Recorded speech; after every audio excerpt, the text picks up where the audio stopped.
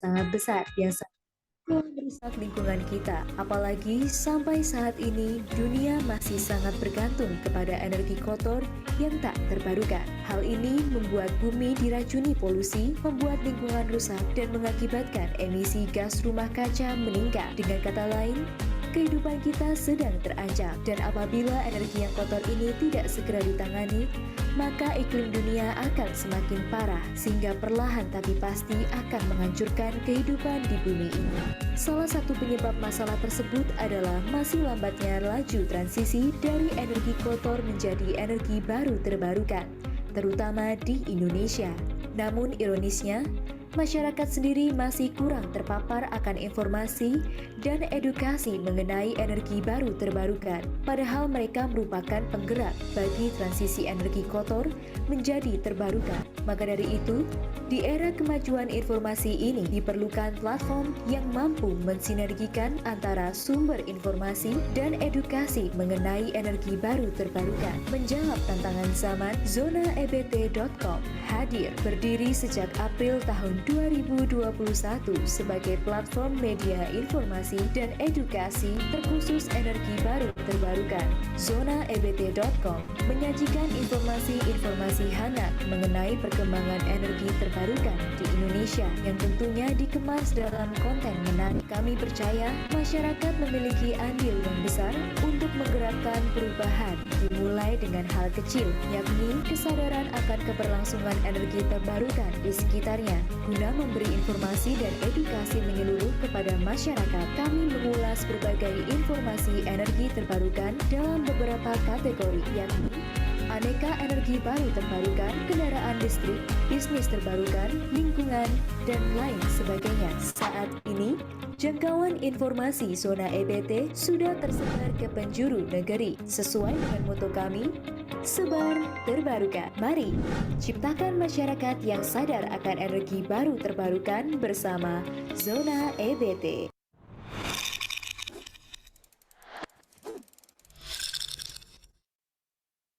Energi merupakan kebutuhan pokok bagi kehidupan manusia. Dengan energi, manusia bisa menerangi rumah, memasak, dan bahkan berkendara. Energi juga merupakan ujung tombak sektor kehidupan dunia, mulai dari pertanian, pendidikan, kesehatan, transportasi, dan bahkan ekonomi. Sayangnya, dengan adanya penggunaan energi yang masif, dihasilkan pula limbah yang sangat besar, yang saat ini telah merusak lingkungan kita. Apalagi sampai saat ini, dunia masih sangat bergantung kepada energi kotor yang tak terbarukan. Hal ini membuat bumi diracuni polusi, membuat lingkungan rusak, dan mengakibatkan emisi gas rumah kaca meningkat. Dengan kata lain, kehidupan kita sedang terancam, dan apabila energi yang kotor ini tidak segera ditangani, maka iklim dunia akan semakin parah, sehingga perlahan tapi pasti akan menghancurkan kehidupan di bumi ini. Salah satu penyebab masalah tersebut adalah masih lambatnya laju transisi dari energi kotor menjadi energi baru terbarukan, terutama di Indonesia. Namun ironisnya, masyarakat sendiri masih kurang terpapar akan informasi dan edukasi mengenai energi baru terbarukan, padahal mereka merupakan penggerak bagi transisi energi kotor menjadi terbarukan. Maka dari itu, di era kemajuan informasi ini diperlukan platform yang mampu mensinergikan antara sumber informasi dan edukasi mengenai energi baru terbarukan. Menjawab tantangan zaman, ZonaEBT.com hadir berdiri sejak April tahun 2021 sebagai platform media informasi dan edukasi terkhusus energi baru terbarukan.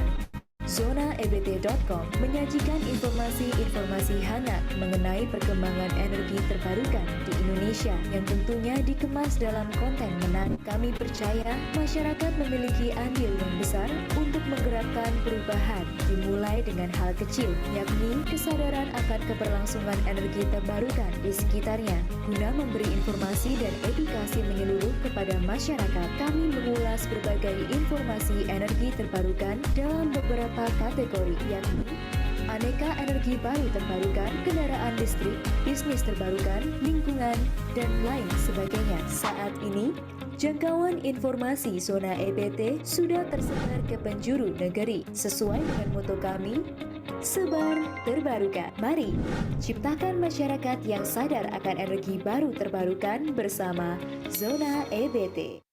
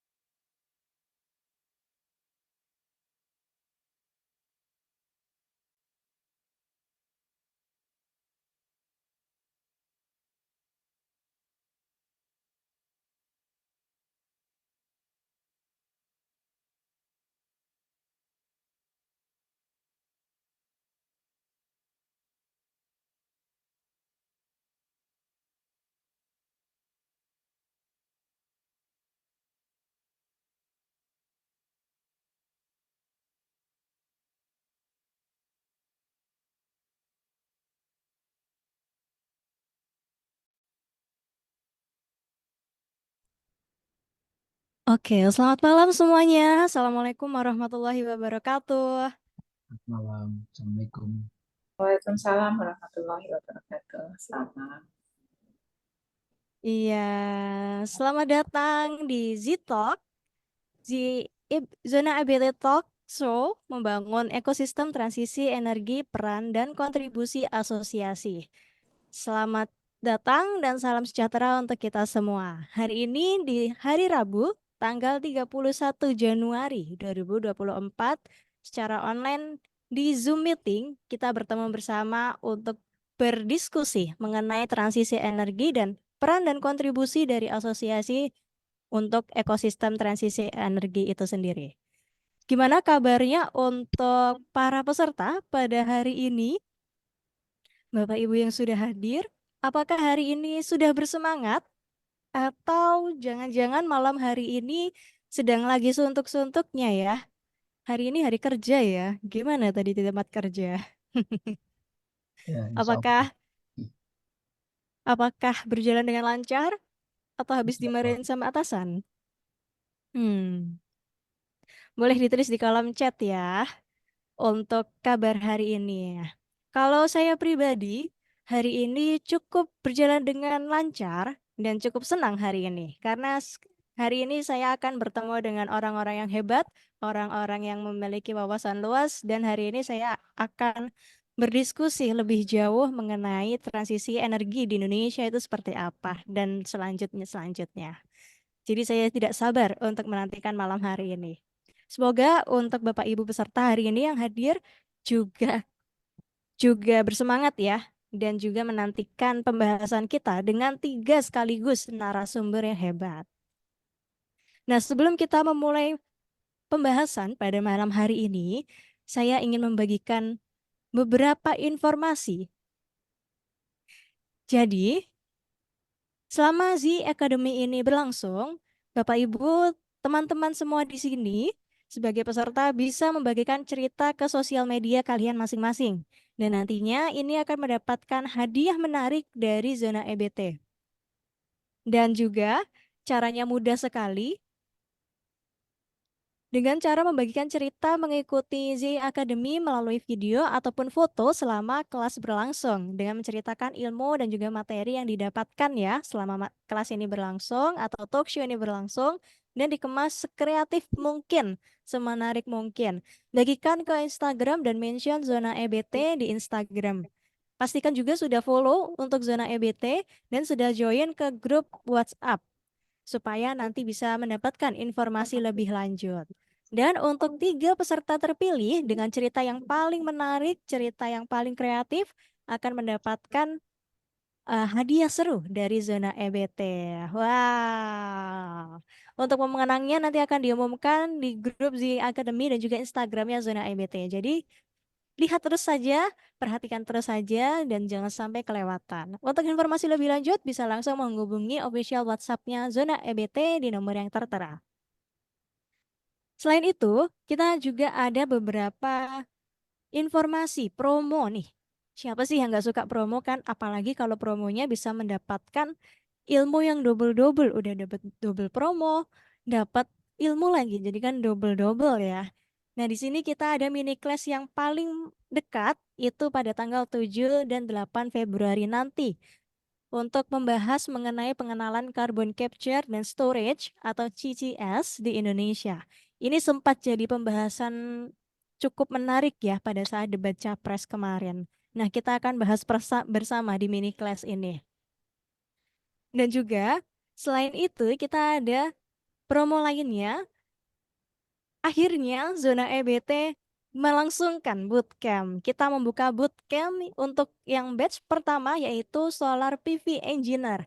Jadi untuk Bapak Ibu di sini yang ingin menjadi engineer di Solar PV bisa langsung mengikuti bootcamp ini. Ada beberapa pilihan yang bisa diikuti dan kalau mahasiswa bisa mendapatkan promo khusus nih, promo yang menarik. Ada potongan harga yang cukup banyak untuk mahasiswa.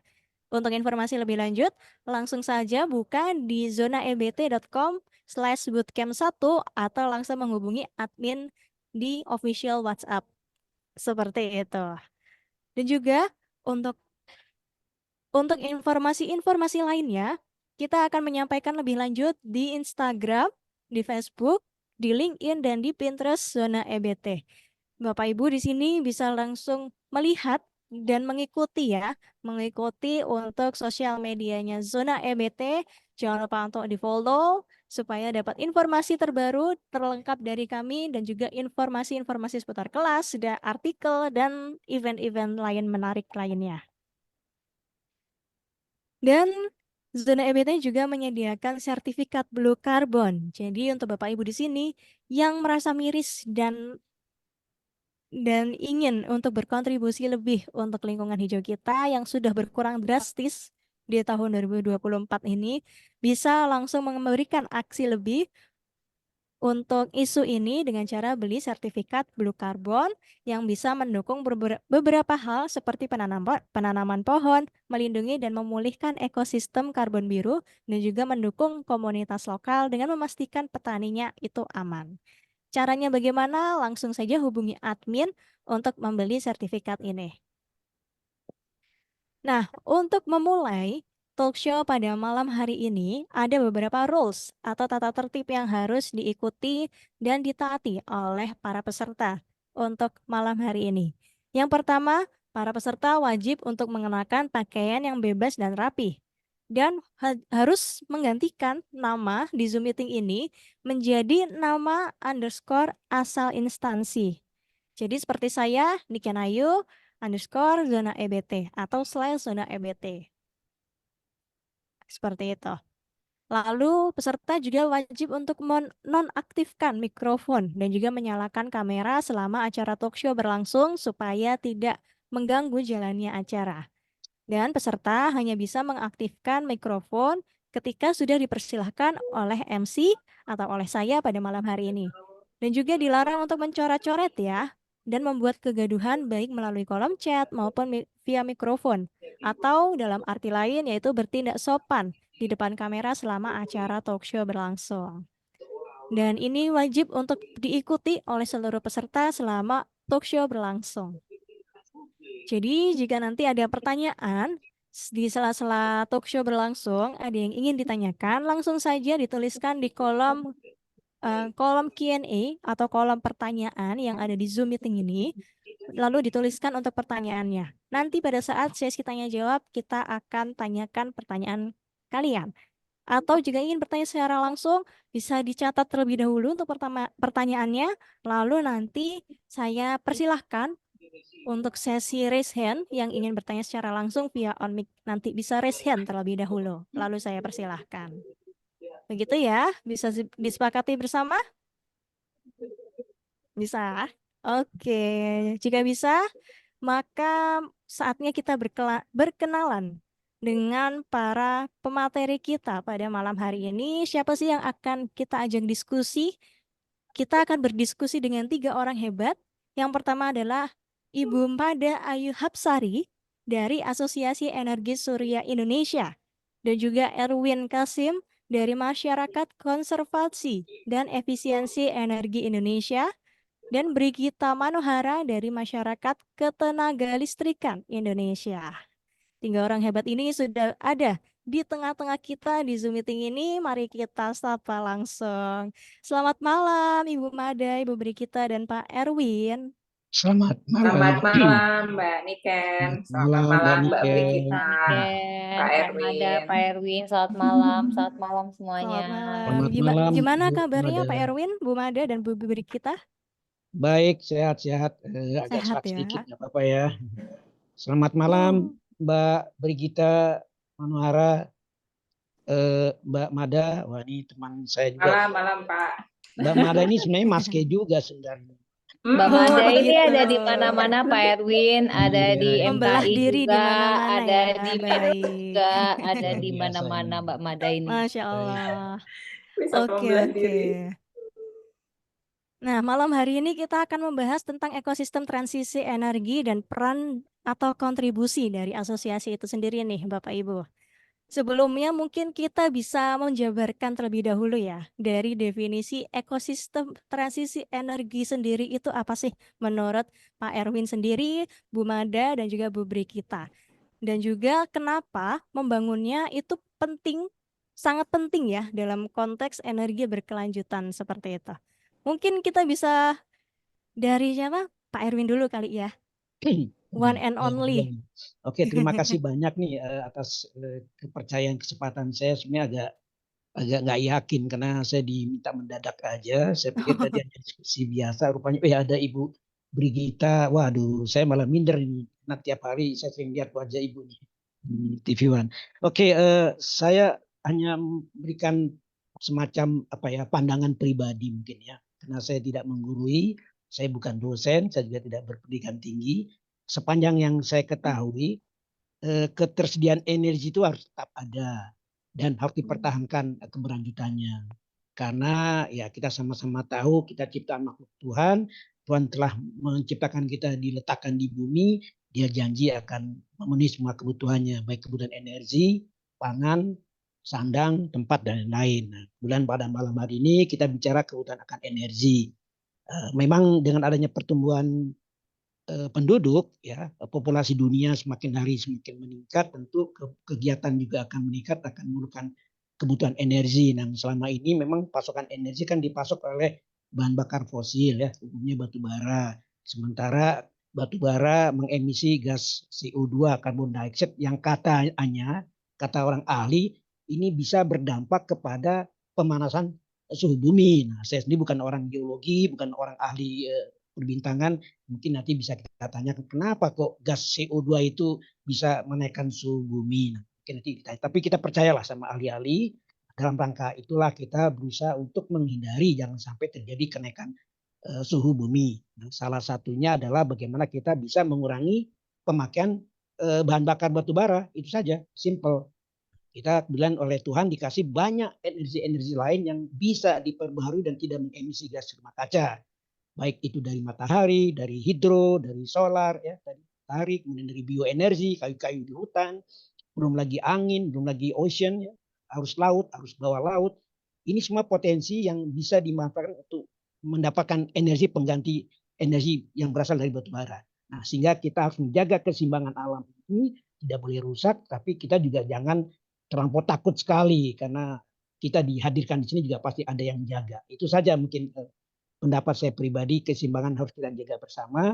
Mudah-mudahan kita bisa hidup dengan sehat, semua juga dengan aktivitas lancar dan terhindar dari bencana-bencana alam yang ditakut-takutkan oleh ahli-ahli bahwa nanti akan terjadi penaikan permukaan air laut karena karena es di kutub utara itu nanti mencair karena suhu bumi meningkat, nanti akan pulau tenggelam, kemudian nanti akan ada tanah longsor, gempa bumi dan lain-lain. Mudah-mudahan sih ini tidak terjadi.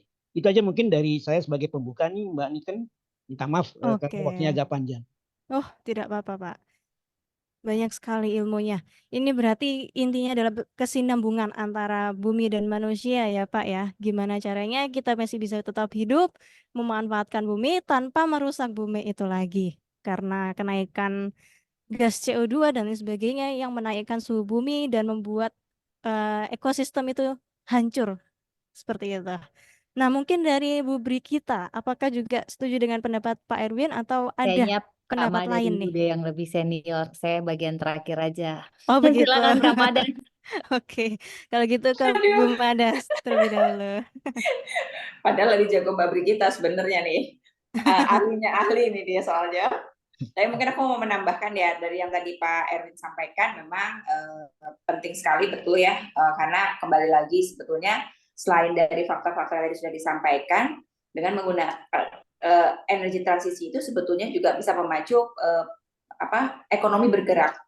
Di sini dalam arti adalah ekonomi hijau, sehingga penting sekali bagi masyarakat yang menjalankan gitu ya, bahwa kalau misalnya ada perubahan dari penggunaan energi fosil menjadi energi terbarukan, ada sumber daya baru yang akan kita gunakan.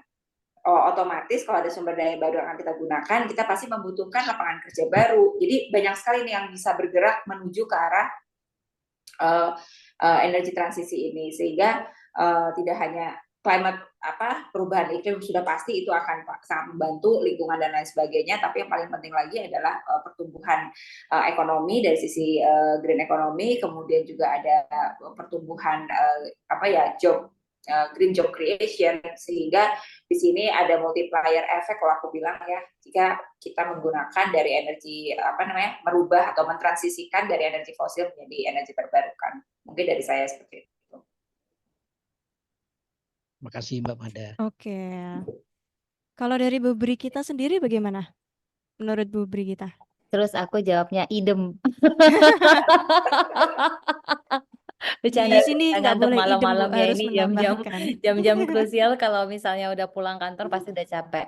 Tapi Iya. saya tidak bermaksud untuk menggurui ya, karena yang sebelum saya ini sudah lebih senior masuk di industri, di sektor energi terbarukan. Saya hanya sedikit menambahkan saja kalau tadi Mbak Mada bicara tentang multiplier effect-nya di sisi ekonomi, kemudian Pak Erwin sampaikan bagaimana kemudian opportunity potensi yang ada. Nah, saya coba tambahkan dari sisi sumber dayanya.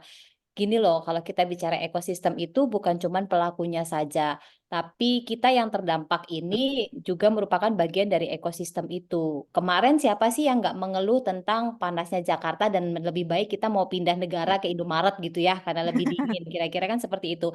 Nah itu dampak loh dari proses pemanasan global, krisis iklim ini yang sekarang kita rasakan. Nah, oleh karenanya ketika kita bicara ekosistem, nggak bisa ngomong cuman pengusahanya saja, nggak bisa ngomong cuman asosiasinya saja, Mas K, atau mungkin Asosiasi Energi Surya, atau mungkin MKI, atau mungkin asosiasi lainnya. Tapi kita semua loh, tahu nggak kamu kalau kamu buang sampah dengan benar, kamu pilah-pilah sampah itu adalah part of ekosistem proses transisi energi ini. Karena apa? Karena dari sampahmu itu nanti biomasnya bisa diubah lagi loh jadi energi. Terus plastik-plastikmu itu nanti bisa di-recycle loh. Sampah-sampahnya itu nanti bisa dipakai lagi loh untuk yang lain, yang lain, yang lain, yang lain. Nah, ini loh part of sosialisasi, part of edukasi, part of literasi. Nah, itu juga adalah bagian dari ekosistem itu sendiri. Karena ada 5 pilar ya, bukan cuma pengusaha, pemerintah, kemudian asosiasi, tapi juga ada 4 pilar, tapi juga ada media di sana dan tentu saja masyarakat serta akademisi ya untuk bisa menguatkan ekosistem ini. Kalau memang kita sepakat transisi energi ini perlu, transisi energi ini kita butuhkan, transisi energi ini mau sama-sama kita jalani. Kira-kira seperti itu. Karena kalau belum seia sekata seirama,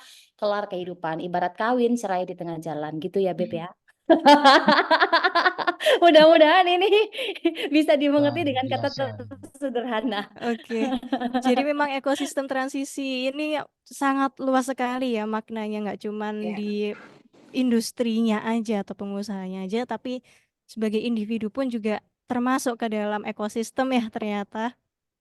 Oke.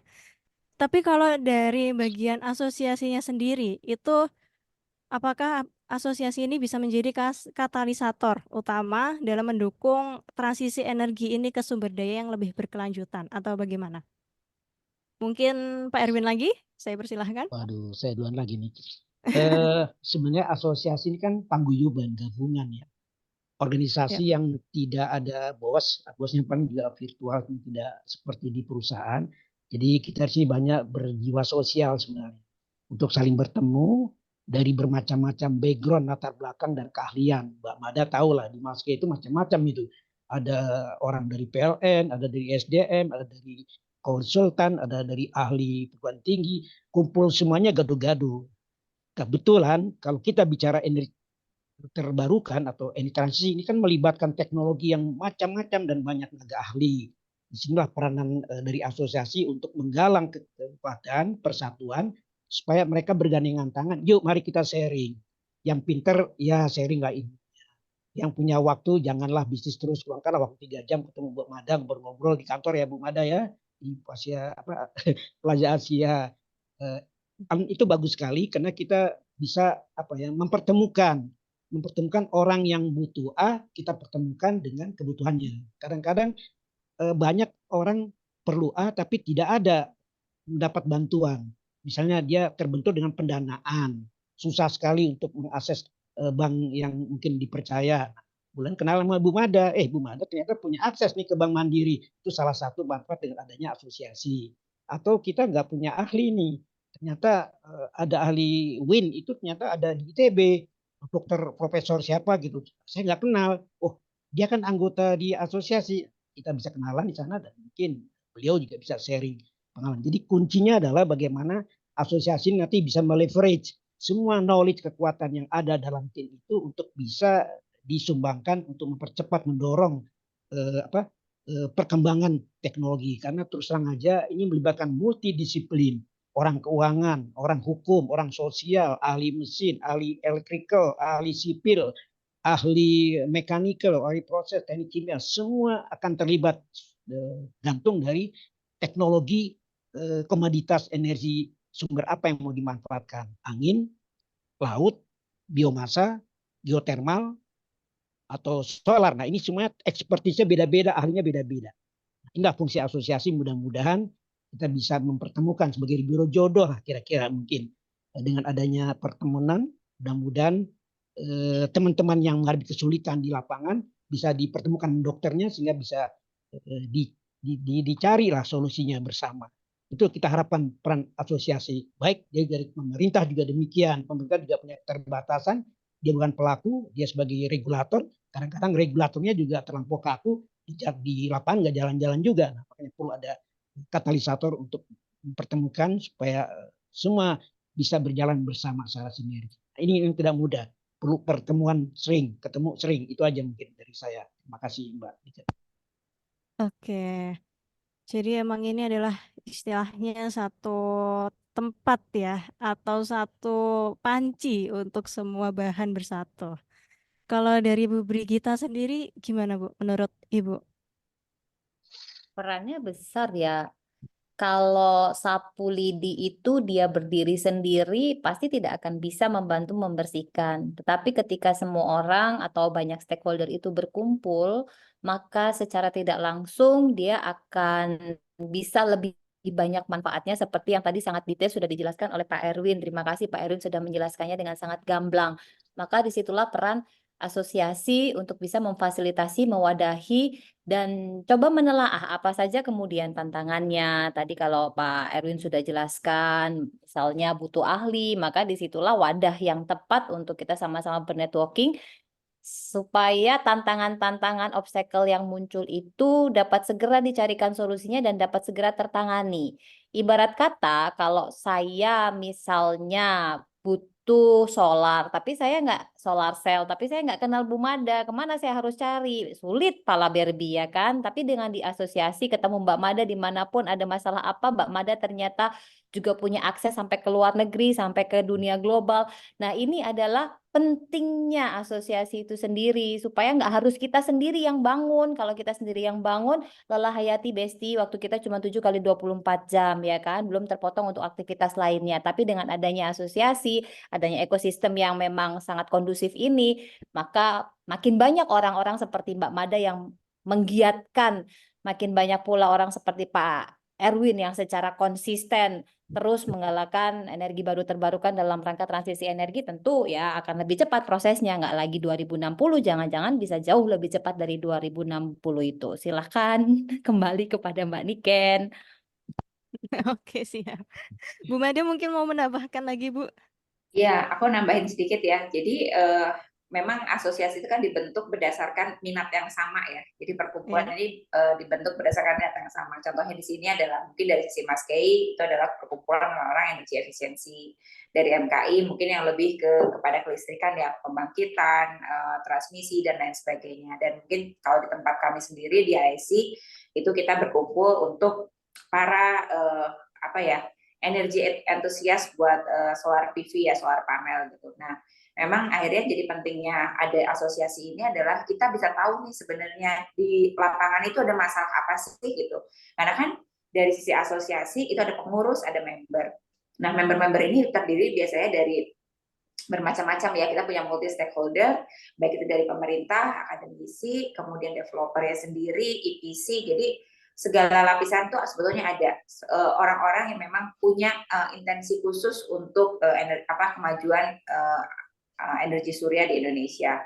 Nah, di situ nanti kita akan mendengarkan nih dari misalnya terutama dari para member, misalnya member kesulitan, oh kita kesulitan menghadapi regulasi A misalnya seperti itu, dan kami di asosiasi itu para pengurus, dewan pakar, dewan pembina, biasanya kita akan melakukan satu kegiatan gitu ya yang sifatnya rutin untuk memecahkan masalah. Kita berkoordinasi dengan pemerintah, bagaimana ini ada permasalahan misalnya ada permasalahan A gitu ya, gimana caranya kita mencarikan solusi untuk permasalahan A ini sehingga anggota-anggota yang ikut di dalam asosiasi tersebut bisa mendapatkan jalan keluar yang lebih baik. Nah, dengan adanya jalan keluar yang lebih baik, otomatis ini mengakselerate kegiatan atau pencapaian ya dari energi transisi itu sendiri. Yang tadi seperti Mbak Brigita sampaikan, walaupun target negara kita itu di 2060, kemungkinan kita mungkin bisa lebih cepat kalau memang asosiasi ini dimanfaatkan atau didaya gunakan dengan sangat-sangat efektif gitu ya, baik dari sisi para member dan juga para stakeholder lainnya. Mungkin seperti itu. Oke. Jadi memang ini adalah tempat yang bisa membawahi semua masalah gitu ya. Karena kita akan mendapatkan masalah-masalah baru dari perspektif-perspektif baru dan nantinya juga diharapkan bisa menyelesaikan masalah yang muncul itu tadi. Nah, tapi sebetulnya ada nggak sih kontribusi yang secara positif gitu ya sudah dilakukan mungkin dari Mas Kei atau dari IC atau dari yang lainnya gitu untuk mendukung transisi energi ini sendiri gitu. Contoh konkret bagaimana asosiasi ini bisa berkontribusi lebih gitu. Mungkin dari Bu Madia terlebih dahulu saya persilakan. Oke. Jadi kalau dari kami tentu saja kita sudah melakukan beberapa kegiatan ya yang sifatnya konkret. Salah satunya adalah membantu membuat permen gitu ya, permen, perpres. Saya sendiri terlibat aktif untuk pembuatan rancangan undang-undang. Kemudian kalau saat ini yang memang sudah terjadi adalah terbitnya perpres gitu ya mengenai energi terbarukan, di mana kami sebagai salah satu kontributornya gitu ya. Di sini artinya kita berusaha untuk mendapatkan satu kekuatan hukum lah ya dari pemerintah kita bahwa kalau kita mau berbisnis di bidang ini kita udah tahu loh tata caranya itu seperti apa, berapa sih tarifnya untuk ke daerah-daerah yang lokasinya itu di kota atau di daerah, jadi itu udah ada kayak tarif-tarif resminya. Termasuk juga misalnya katakanlah ada skala-skala tertentu yang harus dibantu nih, dan itu sudah muncul semua di dalam perpres itu sendiri. Jadi artinya inilah adalah fungsi atau manfaat gitu ya dari asosiasi. Makanya kenapa kita tuh suka melakukan sosialisasi ya, dalam arti ayo dong kalau punya minat yang sama, ayo gabung gitu bareng sama kita gitu, karena semakin banyaknya orang bersuara itu akan membuat asosiasi ini lebih powerful dan memudahkan kita gitu untuk berdiskusi sehingga kita bisa menghasilkan langkah-langkah yang konkret ya, seperti contohnya yang sudah kita lakukan selama ini di ISC seperti itu. Bagus. Oke, kalau di Mas Ki sendiri bagaimana Pak Erwin? Ya, baik. Sama mungkin nggak beda. Ibu Mada juga pernah di Maske. Dulu kami juga banyak terlibat di dalam revisi peraturan pemerintah nomor 70, mungkin Mbak Mada ingat ya. Udah hampir 3-4 tahun kita bolak-balik rapat juga sampai diundang berkali-kali sama Direktorat Konservasi Energi di SDM. Tapi mungkin juga tidak mudah karena SDM juga harus berkolaborasi juga dengan kementerian-kementerian dan instansi lain, dan itu juga mungkin perlu waktu ya. Tapi paling tidak kami ikut memberikan kontribusi, memberikan masukan. Alhamdulillah PP 70 sudah berhasil direvisi, keluar PP 30 kemarin ya, Mbak Mada mungkin tahu, sudah lebih baik. Cuma memang ini baru sifatnya PP, jadi harus ada turunan-turunan aturan di level kementerian. Nah ini kami juga sekarang sedang membantu ISDM, kami diundang berapa kali untuk memberikan masukan, buat draft bahkan juga untuk permen manajemen energi, dan juga untuk permen untuk ESCO dan lain-lainnya. Mungkin kita juga akan diberikan kesempatan untuk memberikan saran. Dan bahkan 2-3 minggu lalu kami juga diundang di Bogor ya, SDM bersama dengan USAID membuat kajian akademik study, nota akademis untuk keluaran permen. Kami juga diminta untuk memberikan komentar, saran atau masukan. Itulah mungkin kontribusi yang bisa kami lakukan, karena kami melihat dari perspektif dari pelaku di lapangan yang tadi sudah disampaikan oleh Mbak Manda. Pelakunya banyak sekali ya, dengan berbeda-beda kualifikasi dan tingkat bisnisnya. Ada yang kelas menengah, ada kelas tinggi, dan ada yang kelas SME subjek semacam small medium enterprise atau UKM. Kita juga mencoba mengakomodasi konsen-konsen dari lapangan, kita masukkan. Beberapa tahun lalu saya juga pernah ikut ya, diundang oleh METI. Waktu itu METI berusaha memperjuangkan ke pemerintah supaya dalam pengembangan energi baru terbarukan agar dibuatkan semacam badan kayak BP Migas lah, khusus badan ini bertanggung jawab pada presiden, fokus pada pelaksanaan energi baru terbarukan. Tapi kelihatannya ini masih kandas, ya mungkin ada masalah-masalah politik dan lain-lain. Tapi paling tidak kami dari asosiasi berusaha memasukkan ide-ide, saran-saran, pun akhirnya bola tergantung daripada pemerintah. Nah itu saja. Juga pernah dulu di MIT, saya masih ingat waktu zaman kepengurusannya Pak Surya Dharma dan Pak Paul Butar-Butar, mungkin Mbak Manda ingat, setelah Pak Jonan mengeluarkan Permen 50 atau Permen 12 ya mengenai tarif listrik yang terbarukan, ternyata banyak sekali perusahaan-perusahaan kecil yang sudah sign PPA tapi mangkrak, tidak jalan-jalan, ternyata terbentur di pendanaan, tidak dapat uang, dia belum dipercaya sama investor. Nah, akhirnya kita bantu dicarikan jodohnya, 1-2 ada yang berhasil lah ketemu jodoh, ada didanin, tapi ada berapa yang mungkin tidak dapat pendanaan, mungkin karena kajiannya juga mungkin tidak rabas ya, tidak kredibel kajian FS-nya, sehingga pihak investor juga tidak berani untuk menaruh uangnya di bisnis itu. Jadi itulah fungsi dari kami untuk mencoba mencarikan jodoh, memfasilitasi supaya ketemulah, jangan terjadi salaman Sri Mulat. Jadi antara investor ketemu dengan partnernya di sini, partner di sini juga dipercaya sama investor di luar negeri. Kita juga perlu lokal partner juga jangan yang sembarangan ya, yang kredibel, sehingga pada saat dia dipercaya untuk bebasan tanah, uangnya nggak diselewengkan dan lain-lain. Jadi itulah tugas kita. Kalau memang mereka terbuka, kadang-kadang mereka juga tidak mau. Ini rahasia perusahaan dia juga tidak mau dicampurin, direcokin sama orang luar. Nah, mudah-mudahan sih kita pandai-pandai lah, kalau memang tujuannya baik toh untuk kemajuan perkembangan ini terbarukan, harusnya mereka terbuka kalau ada kesulitan. Itu aja mungkin Mbak Niken. Oke, baik. Jadi juga banyak di Permen Perpres ya. Kalau dari Bu Brigita sendiri dari MKI seperti apa, Bu?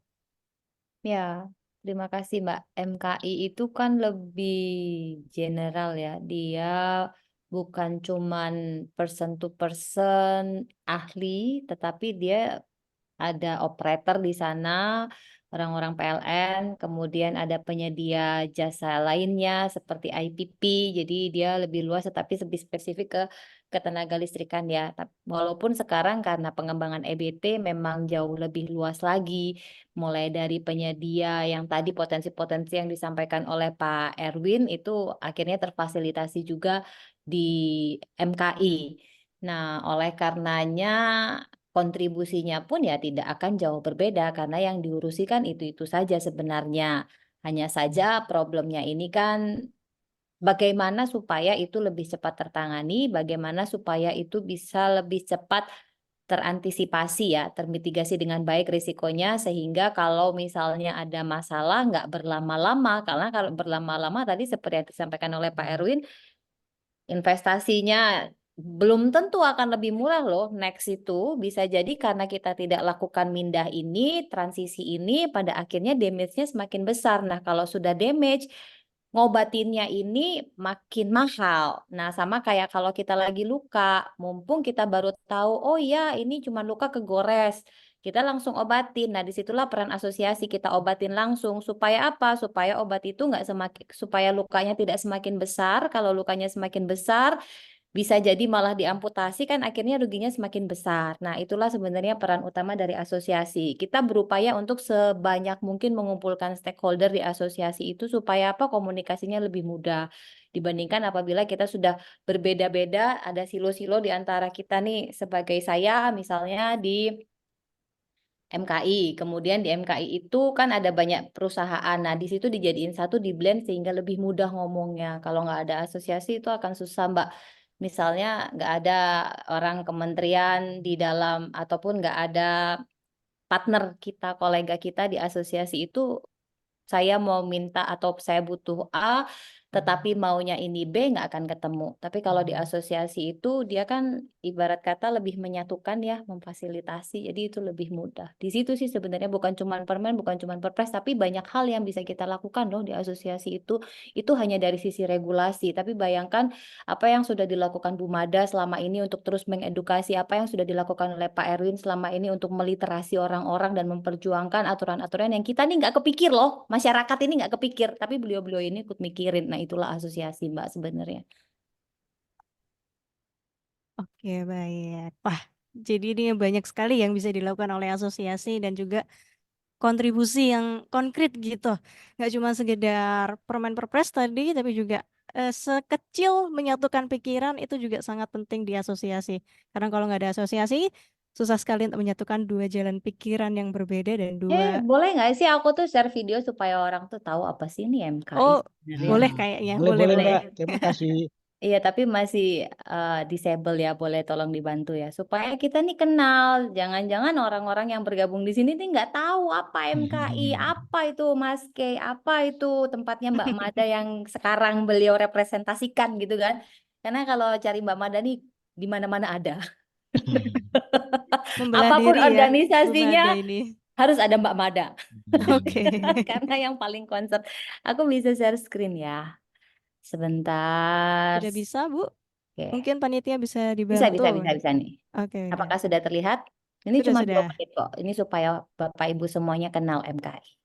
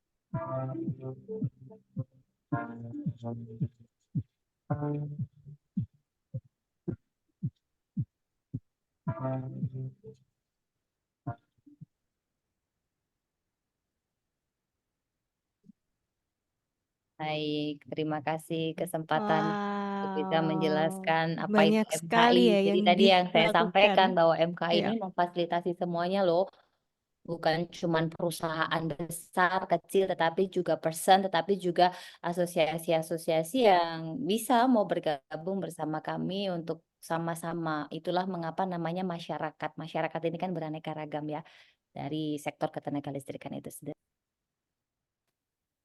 oke. Jadi aku jadi ingin tahu nih, pernah nggak sih dari asosiasi ini sendiri itu membantu perusahaan untuk mengadopsi pola pikir berkelanjutan, yang tadinya mungkin, masih memakai batu bara atau hal-hal yang, tidak berkelanjutan gitu ya. Lalu dengan adanya asosiasi ini, kita ajak mungkin gitu ya untuk direktoratnya, direksinya, dan lain sebagainya, kita ajak berdiskusi dan mengadopsi supaya, perusahaan tersebut itu mengubah pola pikirnya dan visi misinya mungkin, seperti itu, terutama dalam sektor energi ya. Itu pernah nggak terjadi di asosiasi Bapak Ibu di sini? Mungkin bisa dari Pak Erwin terlebih dahulu. Aduh. Halo. Putus. Halo. Iya, halo Bapak, Terdengar suara saya?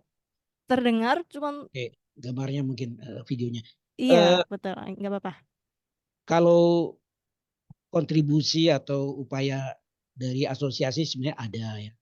Kita kan sering ada event-event semacam conference atau pertemuan baik pikiran dan juga saling perkenalan. Itu salah satu upaya di mana kita bisa memperluas networking, persahabatan, perkenalan. Karena terus terang aja di dalam program pengembangan ini kita nggak bisa jalan sendiri. Mungkin perusahaan juga tidak begitu concern sekali karena energi terbarukan itu bukan sebagai core bisnisnya, bukan bisnis utamanya. Nah, khusus bisnis utama mereka mungkin katakanlah kalau itu pabrik minuman ya, fokus mereka bagaimana menjual produk minumannya laku lebih besar lagi sehingga returnnya atau marginnya jauh lebih banyak kalau dia bisa taruh dananya investasinya di kualitas minuman barangkali daripada dia harus pasang solar panel di atapnya yang katanya sih pengembaliannya 8-9 tahun ya. Jadi dari segi bisnis memang tidak menjanjikan. Tapi kalau ingin menaikkan apa ya image menjadi factory yang green ya barangkali mudah-mudahan dengan naiknya kualifikasi yang menjadi green mudah-mudahan akses ke pendanaan juga mereka bisa lebih mudah dan cepat. Ini juga salah satu manfaat kalau mereka comply dengan apa yang menjadi keinginan dari pemerintah supaya semua industri juga mulai bergeser shift dari penggunaan energi kotor katanya ke energi yang lebih bersih yaitu dengan menggenerate energi bersih sendiri bisa saja. Jadi artinya memang ada upaya itu, cuma memang tergantung kekuatan kapasitas dari asosiasi tersebut. Kalau Mbak Berita sih maaf, memang PLN jauh lebih bagus tuh MKI-nya ya karena pendananya cukup kuat, sponsornya juga cukup banyak, kontraktor-kontraktornya juga tinggal dipencet kakinya juga jalan. Kalau kami di Maske Mbak Mada tahu kita 3 tahun kan nggak punya kantor Mbak ya, akhirnya nyewa sana nyewa sini, pinjam sana pinjam sini. Jadi tidak cukup pendanaan karena memang harus ada dana, harus punya overhead. Supaya pada saat menyelenggarakan meeting saja di hotel 20 orang saja kalau masing-masing 500.000 sudah hampir 10 juta ya. Itu saja sudah mikir-mikir nih bos saya nih untuk keluar uang sebanyak itu. Mendingan Zoom sajalah katanya. Zoom saja kan tidak keluar biaya. Padahal kita perlu menginvite ahli yang baru datang dari, katakanlah dia dari lulusan dari Amerika, sekarang dia dosen di ITB, kita ingin dia datang ke Jakarta 2 jam, ngobrol-ngobrol, sharing dia punya knowledge dan update pengetahuannya supaya kita juga bisa dapat ilmu. Tapi untuk mendatangkan dia ke Jakarta kan ada keperluan dana ya untuk tinggal semalam di hotel, transportasi. Nah ini memang harus ada yang mendanain. Terus terang aja, ini yang mungkin juga kadang-kadang lupa kawan-kawan di asosiasi, tidak semua asosiasi punya kekuatan pendanaan yang seperti di MKI. Mungkin IC cukup kuat sekarang ya Mbak Mada ya. Terima kasih, itu aja mungkin komen dari saya Mbak. Oke, baik. Mungkin dari Bu Brigita ada yang mau ditambahkan? Ya, fungsi dari MKI memang tadi kita sudah sama-sama lihat ya teman-teman. Lalu apa kontribusinya ya, karena kami memfasilitasi juga para produsennya, maka di situ komunikasinya memang lebih atraktif, lebih komprehensif ya, karena permasalahan yang kemudian tadi disampaikan sama Mbak Niken itu juga tengah kita lakukan, tetapi berbagai macam problemnya ya tentu kita coba carikan solusi dengan tetap meminta masukan dari pihak di luar MKI itu sendiri supaya bukan hanya anggota MKI saja yang kemudian merasakan prosesnya, tetapi juga mereka yang berada di luar MKI, Mbak Niken. Maka kalau ditanya apa kontribusinya, ya kami berupaya untuk terus mengupayakan hasil dari pembicaraan teman-teman asosiasi lain itu bisa terfasilitasi oleh anggota-anggota MKI yang majority adalah perusahaan yang memang memproduksi listrik itu sendiri. Tapi kami terus berbenah dan kami terus mengupayakan kok untuk bisa terus berbenah. Contohnya kalau bisa dilihat, kita nggak diam aja kok, kita ngikutin apa yang dikatakan oleh anggota ya, anggota MKI, itu juga terus mengupayakan apa yang disampaikan oleh pemerintah agar kami target-target transisi energi itu bisa tercapai. Buktinya ada PLTS Cirata dibangun, begitu kan? Ada hidrogen plant yang juga kita bangun. Nah, kayak gitu-gitu tuh sebenarnya hasil masukan-masukan dari teman-teman asosiasi lain, termasuk juga dari internal MKI yang anggotanya beraneka macam. Nah, disitulah kami terus upayakan dan kami terus realisasikan supaya kerja-kerja baik itu tidak hanya sebatas di atas kertas, tetapi benar-benar bisa terimplementasi. Cuman ya itu tadi Pak Erwin sampaikan, barang ini belum jadi barang yang murah dan belum banyak orang yang paham. Maka membuat mereka paham itu ya butuh waktu, dan membuat barang ini jadi murah juga butuh waktu karena penelitiannya juga masih on progress. Ibarat kata kalau kita dulu beli handphone ya kan, siapa sih punya handphone ya kan, kayaknya punya handphone tuh orang kaya raya luar biasa yang hanya tinggal di Menteng gitu kan ya. Tapi kalau sekarang semua orang, hampir semua orang punya handphone kok. Semua orang bisa kok akses internet. Nah, ibarat kata kayak gitu ini barang nih ya, Mbak. Oke, baik.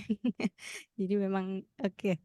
Kalau dari Bu Mada sendiri bagaimana, Bu? Dari IC? Ya, dari IC kita malah sangat mendorong ya banyak pihak terlibat gitu ya untuk melakukan pemasangan PLTS. Jadi kita suka ada itu event gitu ya untuk kita bikin program bareng-bareng, biasanya bersama member kita gitu ya, untuk memasarkan bagaimana sih supaya PLTS ini banyak dikenal orang gitu. Karena kan emang banyak image ya di masyarakat bahwa oh kalau pakai PLTS mahal, misalnya seperti itu. Tapi ada loh cara-cara lain gitu ya, yang misalnya memudahkan calon pengguna untuk membayar hanya dengan cara sewa bulanan, semacam itu. Nah itu kan tentunya meringankan ya. Contohnya yang kami lakukan sekarang ini adalah kalau misalnya setiap kali sewa untuk setara 2 kWp atau 2000 watt, itu biaya bulanannya sekitar Rp350.000. Maksudnya itu kan terjangkau kan, maksudnya banyak orang bisa melakukan. Padahal kan kalau misalnya harus investasi di awal, mungkin kalau kita langsung beli mahal memang, mungkin sekitar 50 juta atau 60 juta gitu. Nah, jadi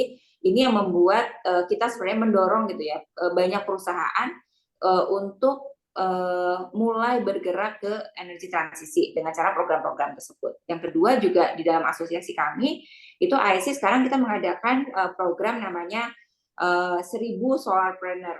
Kenapa kita melakukan program itu? Karena kita berpikir gitu ya, bahwa program ini bisa dilakukan oleh skala SME atau small medium enterprise ya, UMKM lah ya kalau bahasa Indonesianya gitu. Jadi kita bisa menumbuhkan lapangan kerja baru tadi ya, makanya saya bilang kenapa kita pentingnya jadi ada pergerakan untuk green economy gitu ya, dengan cara kalau kita bisa menumbuhkan 1.000 pengusaha baru gitu di bidang renewable energy, di sini adalah fokusnya di PLTS, maka banyak sekali perusahaan yang bisa terservis. Jadi dari 1.000 pengusaha ini kan bisa macam-macam ya, bisa jadi developer, bisa jadi instalator, bisa jadi commissioning, bisa jadi banyak sekali role yang bisa dipegang di kegiatan itu. Dan kami dari asosiasi sangat mendukung perusahaan-perusahaan untuk mengembangkan bisnis mereka gitu ya. Walaupun yang tadi misalnya katakanlah dia background-nya adalah perusahaan garment gitu, tapi kita akan kasih tahu nih dari ya, kita kan kadang-kadang punya teman ya, kayak misalnya aku temenan sama Mbak Brigita di sini, Pak Erwin gitu, kita punya program ini nih, bisa nggak bantu tolong misalnya infokan ke teman-teman atau ke relasi atau ke networknya gitu, untuk bahwa kalau pakai PLTS sekarang udah nggak mahal lagi loh, karena kita udah punya program baru melalui member-member kita, atau misalnya kita lagi kalau kerja sama member di program ini kalian bisa dapat diskon ya, semacam itulah, semacam gimmick-gimmick itu. Jadi kami cukup bangga lah hingga sampai hari ini ASI berkontribusi cukup banyak ya atas pengembangan PLTS di Indonesia. Oke, jadi memang cukup banyak ya program-program yang diadakan supaya lebih luas lagi gitu pemahamannya Ya. dan pola pikirnya. Ya, aku Oke, nambahin dikit ya, Mbak. oke, Kayak kami silakan. di MKI ini kan sinerginya bukan hanya internal untuk kami yang lokal saja ya, tetapi kami berupaya untuk bisa melebarkan sayap, dan rencananya memang di tahun ini kami mau mengupayakan agar ada masyarakat ketenagalistrikan tingkat ASEAN begitu, untuk bisa menjalin komunikasi agar di tingkat ASEAN ini proses transisinya bisa sama-sama beriringan sejalan ya. Jadi proses R&D-nya dan lain-lain kita bisa sama-sama untuk tukar pikiran, kita bisa sama-sama juga sharing, sama seperti ketika kami mengadakan peringatan HLN kemarin, Enlit Asia ya. Nah, di situ kan terfasilitasi semuanya, ternyata banyak loh animo masyarakat, dan percayalah Indonesia ini punya potensi yang sangat besar. Pak Erwin di awal tadi sudah sampaikan, kita nih kaya banget, makanya semua orang tuh pasti tertarik. Nah, itulah MKI berupaya untuk membuka lebih lebar sayapnya sampai ke luar negeri, dan mudah-mudahan tahun ini bisa terrealisasi. Amin, amin ya rabbal alamin. Semoga bisa lebih cepat terrealisasi. Tapi ada nggak sih kalau dari asosiasi-asosiasi ini ya, dari Mas Kay, dari MKI dan juga IC, terkait metrik atau kriteria dari evaluasi yang digunakan sendiri untuk mengukur keberhasilan ekosistem transisi energi itu sendiri? Misal ya, kalau dari asosiasi apakah ada yang seperti itu juga atau bagaimana kalau dari Mas Kay sendiri, Pak Erwin? Jujur ya, kalau di Maske memang belum ada. Seperti yang tadi saya sampaikan, ini kan paguyuban, kumpul-kumpul, ngobrol-ngobrol, ngadakan webinar, ngadakan seminar, nanti saling tukar kartu nama, saling sharing kalau memang ada kebutuhan dan memang dia punya waktu bisa bantu. Mengenai berapa sukses story-nya, ya memang sampai hari ini belum ada, karena kami juga punya ukurannya apa. Kalau yang ada di kepala saya sih ukurannya berapa jumlah, kalau di energi efisiensi kan kami ini dari sisi demand sebenarnya, bukan di sisi supply. Sisi pemakai energi itu kan di sektor transportasi, sektor building, sektor industri, dan sektor rumah tangga.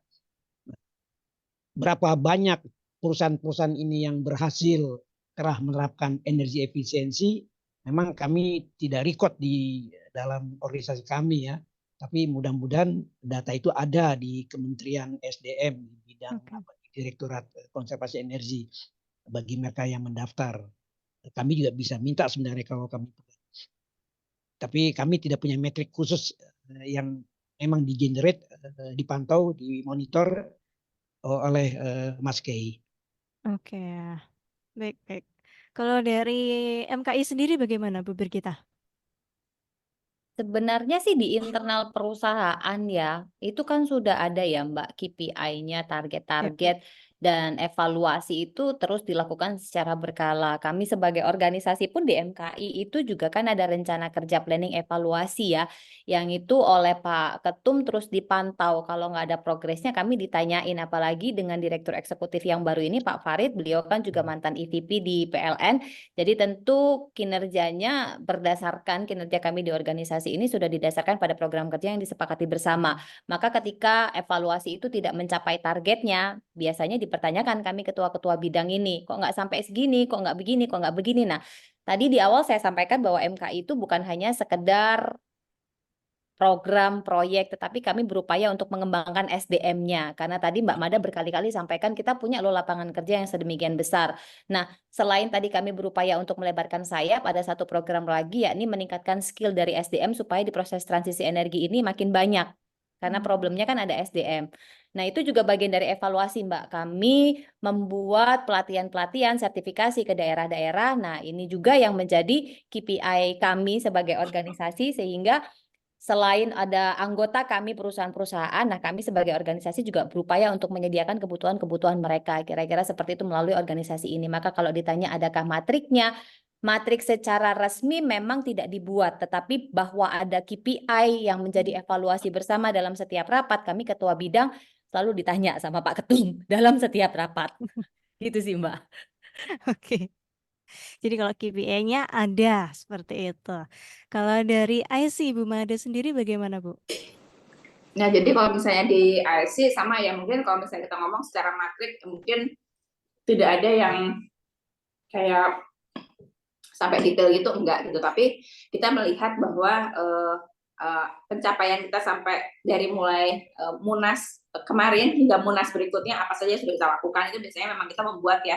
Kayak contohnya adalah penambahan jumlah member, kemudian kegiatan-kegiatan yang sudah kita lakukan, terus kemudian juga apa namanya ya program ya tadi sama kayak Mbak Bri kita sampaikan gitu ya, bahwa memang per masing-masing bidang biasanya punya program tahunan dan itu akan dicek itu biasanya tercapainya apa, kalau tidak tercapai gara-garanya apa gitu loh, apakah ini karena ada obstacle dari stakeholder dan lain sebagainya. Jadi itu lebih kepada di internal kami di asosiasi gitu ya, untuk mencatatkan apa-apa saja yang sudah kami lakukan selama masa ke pengurusan kita. Seperti itu sih Mbak.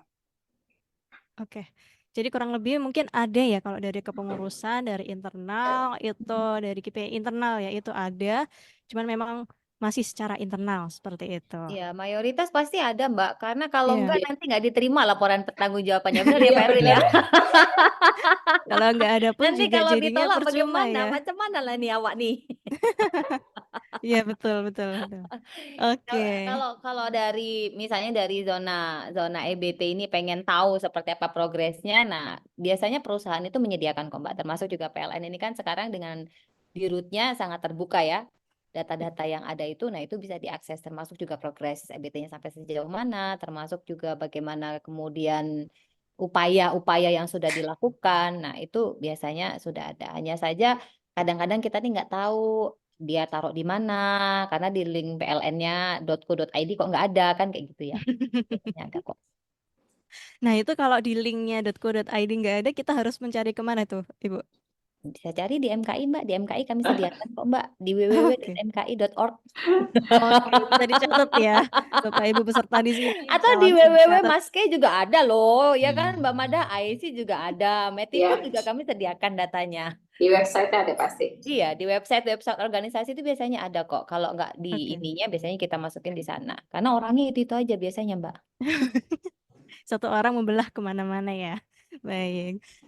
Nah, ini nggak kerasa ya, kita sudah pukul 20.03. Mungkin kita bisa beralih biar yang bercerita itu nggak cuman saya aja dan juga Bapak Ibu di sini, tapi mungkin dari teman-teman peserta lainnya ada yang ingin bercerita juga, ada yang ingin bertanya secara langsung. Kalau gitu saya persilahkan. Ini sudah ada yang semangat sekali raise hand dari Bapak ya, Bapak Ketut Darpito. Saya persilahkan untuk unmic. Selamat malam semuanya. Selamat malam Bapak. Terima kasih waktunya.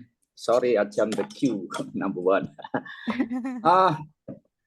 Pertama buat Ibu Mada. Bu Mada, saya tertarik dengan panel surya ya. Saya pernah mengajukan jadi anggota IC, cuman di-reject karena apa namanya, saya personal gitu, Oh, kan company. Oke, that is my first question. Untuk Bu Brigita, yang saya tanyakan, saya sebenarnya bukan praktisi sih, saya hobi. Saya memasang sekitar on my own hand, itu 5.000 di tempat saya, 5.000 di tempat kantor istri saya, 3.000 di tempat usaha saya, 16.000 di Jogja di villa, 5.000 di BSD, 5.000 di Pamulang.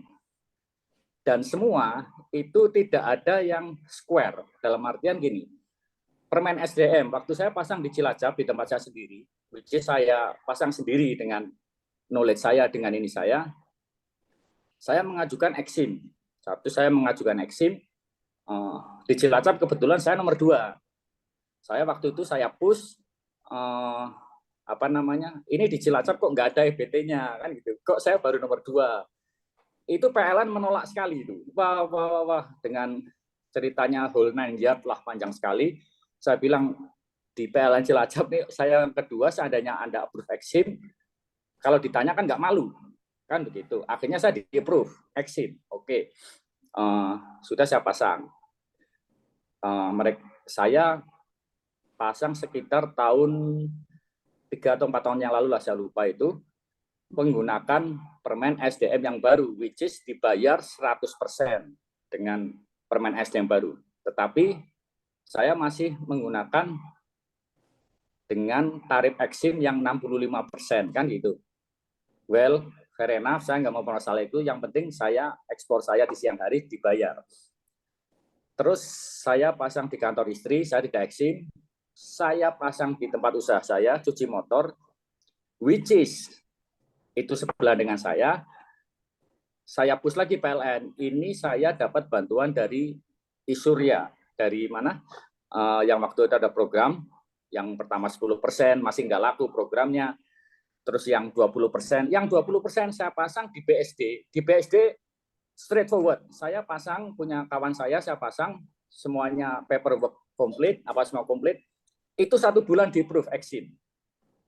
Tapi saya di Pamulang sudah 3 tahun tidak dapat approval, which is paperwork semuanya sama.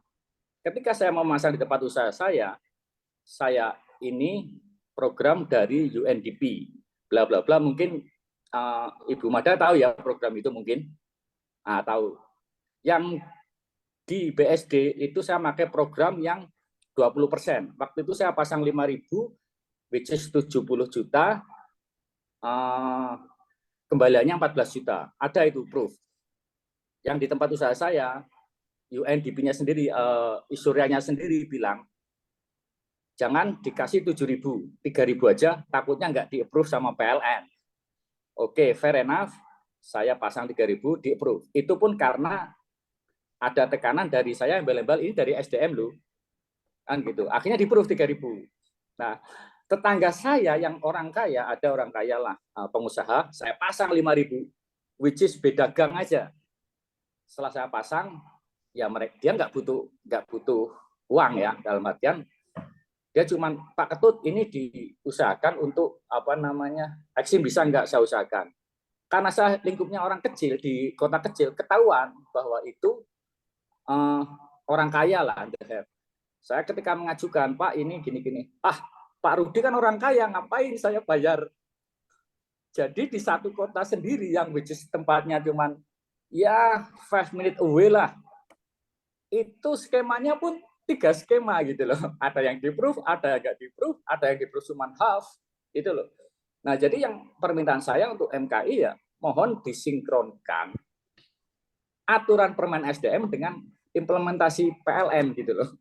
Mana yang dipakai gitu loh. Kalau saya maju ini, saya bisa buktikan itu nanti misalkan, saya masang di sana bisa approve lah, itu proof lah. Saya pasang di villa, which is orang Perancis dia memang pemuja energi ya. Pasang 5.000, apa namanya, pasang 5.000, oh Pak Ketut tolong pasang lagi 11.000. Terus saya ajukanlah ke Exim. Permasalahannya dia nggak mau Exim, dia mau Exim karena apa? Meteran dia pulsa, setiap over energy jadi mengekspor, jadi meteran pulsanya itu keluar periksa, annoying gitu loh, kan gitu. Which is usahakanlah tolong di apa namanya dibikin Exim biar kalau itu nggak keluar periksa walaupun saya nggak butuh uangnya. Gitu. Nah, yang saya dengar aturan PLTS ini kan lagi lagi dibahas nih. Nah, mau hearing bulan apa, Juni apa Juli saya kurang confirm, tapi saya dengar udah ada draftnya. Kemarin saya juga ikut EBD juga mau hearing gitu loh. Nah, semoga ya berhasil. Cukup satu aja permintaan saya. ESDM sama PLN itu disinkronkan gitu loh. Kan gitu. Itu aja gitu. Semuanya pun juga saya kemarin ikut dari apa ya, yang di EBD juga, dia bilang sekarang kalau mau Exim harus satu dari perusahaan besar, katakanlah yang punya license untuk meng-prove well, fair enough, untuk safety-nya, bolehlah itu. Ongkosnya sendiri sudah per kilowattnya sudah 6 juta. Sekitar 12 juta atau berapa lah per-nya. On top of that, Exim-nya itu meterannya sekitar 4 jutaan, which is sudah 10 juta. On top of that, tidak dibayar. On top of that, karbonnya diminta sama PLN loh, gimana? Atau pemerintah kalau nggak salah. Bukan PLN, sorry. Karbon ininya, savingnya itu diminta oleh pemerintah loh. Siapa yang masang, siapa yang bayar, ketika punya cadangan karbon diminta gitu loh. Saya sudah belajar di England, di Australia, di Amerika. Yang paling maksimum di antara 3 negara itulah. Saya lihat sendiri ke Brisbane, itu mereka hampir semua orang pasang gitu loh di Brisbane. Karena di Australia yang saya lihat itu mereka bagus. Jadi ada sinar, tidak ada panas. Jadi itu maksimum, dan government Australia itu paling concern dengan itu. Mereka oke, kamu pasang sekian, tak modalin sekian. Jadi orang rela aja atapnya dipasangin gitu-gitu. Oke lah, permintaan saya cuma satu, disinkronkan aja aturan PLN sama permen SDM. Itu aja. Karena dari berbagai daerah, tergantung di rayon ini. Oke, sehari jadi, sebulan jadi, di rayon yang lain nggak boleh. Kita lagi over kuota, nggak accept gitu. I'm sorry gitu loh. Terus pakai yang mana? Kan gitu. Oke sih, begitu aja. Permintaan saya cuma itu, sinkronkan aja permen SDM dengan PLN, jadi semua pegiat usaha tuh oke, kalau sama usaha ini harus begini gitu. Sekarang ya saya bilang sekitar 50.000 on my own hand, saya bikin sendiri gitu loh. Jadi bukan nggak bantuan PT, nggak bantuan apa gitu loh. Itu aja untuk seorang seperti saya bisa membangun 50.000, which is, ya bukan duit saya sih, masih saya bantu ini. Dan satu hal, orang pasang PLTS yang saya survei beberapa, ada ratusan orang lah. Setiap ketemu saya selalu promo. Orang ngepasang itu satu, dia punya resources, dalam artian dia punya uang. 2, dia ya penggila energi lah, atau pemuja energi lah, whatever they call it.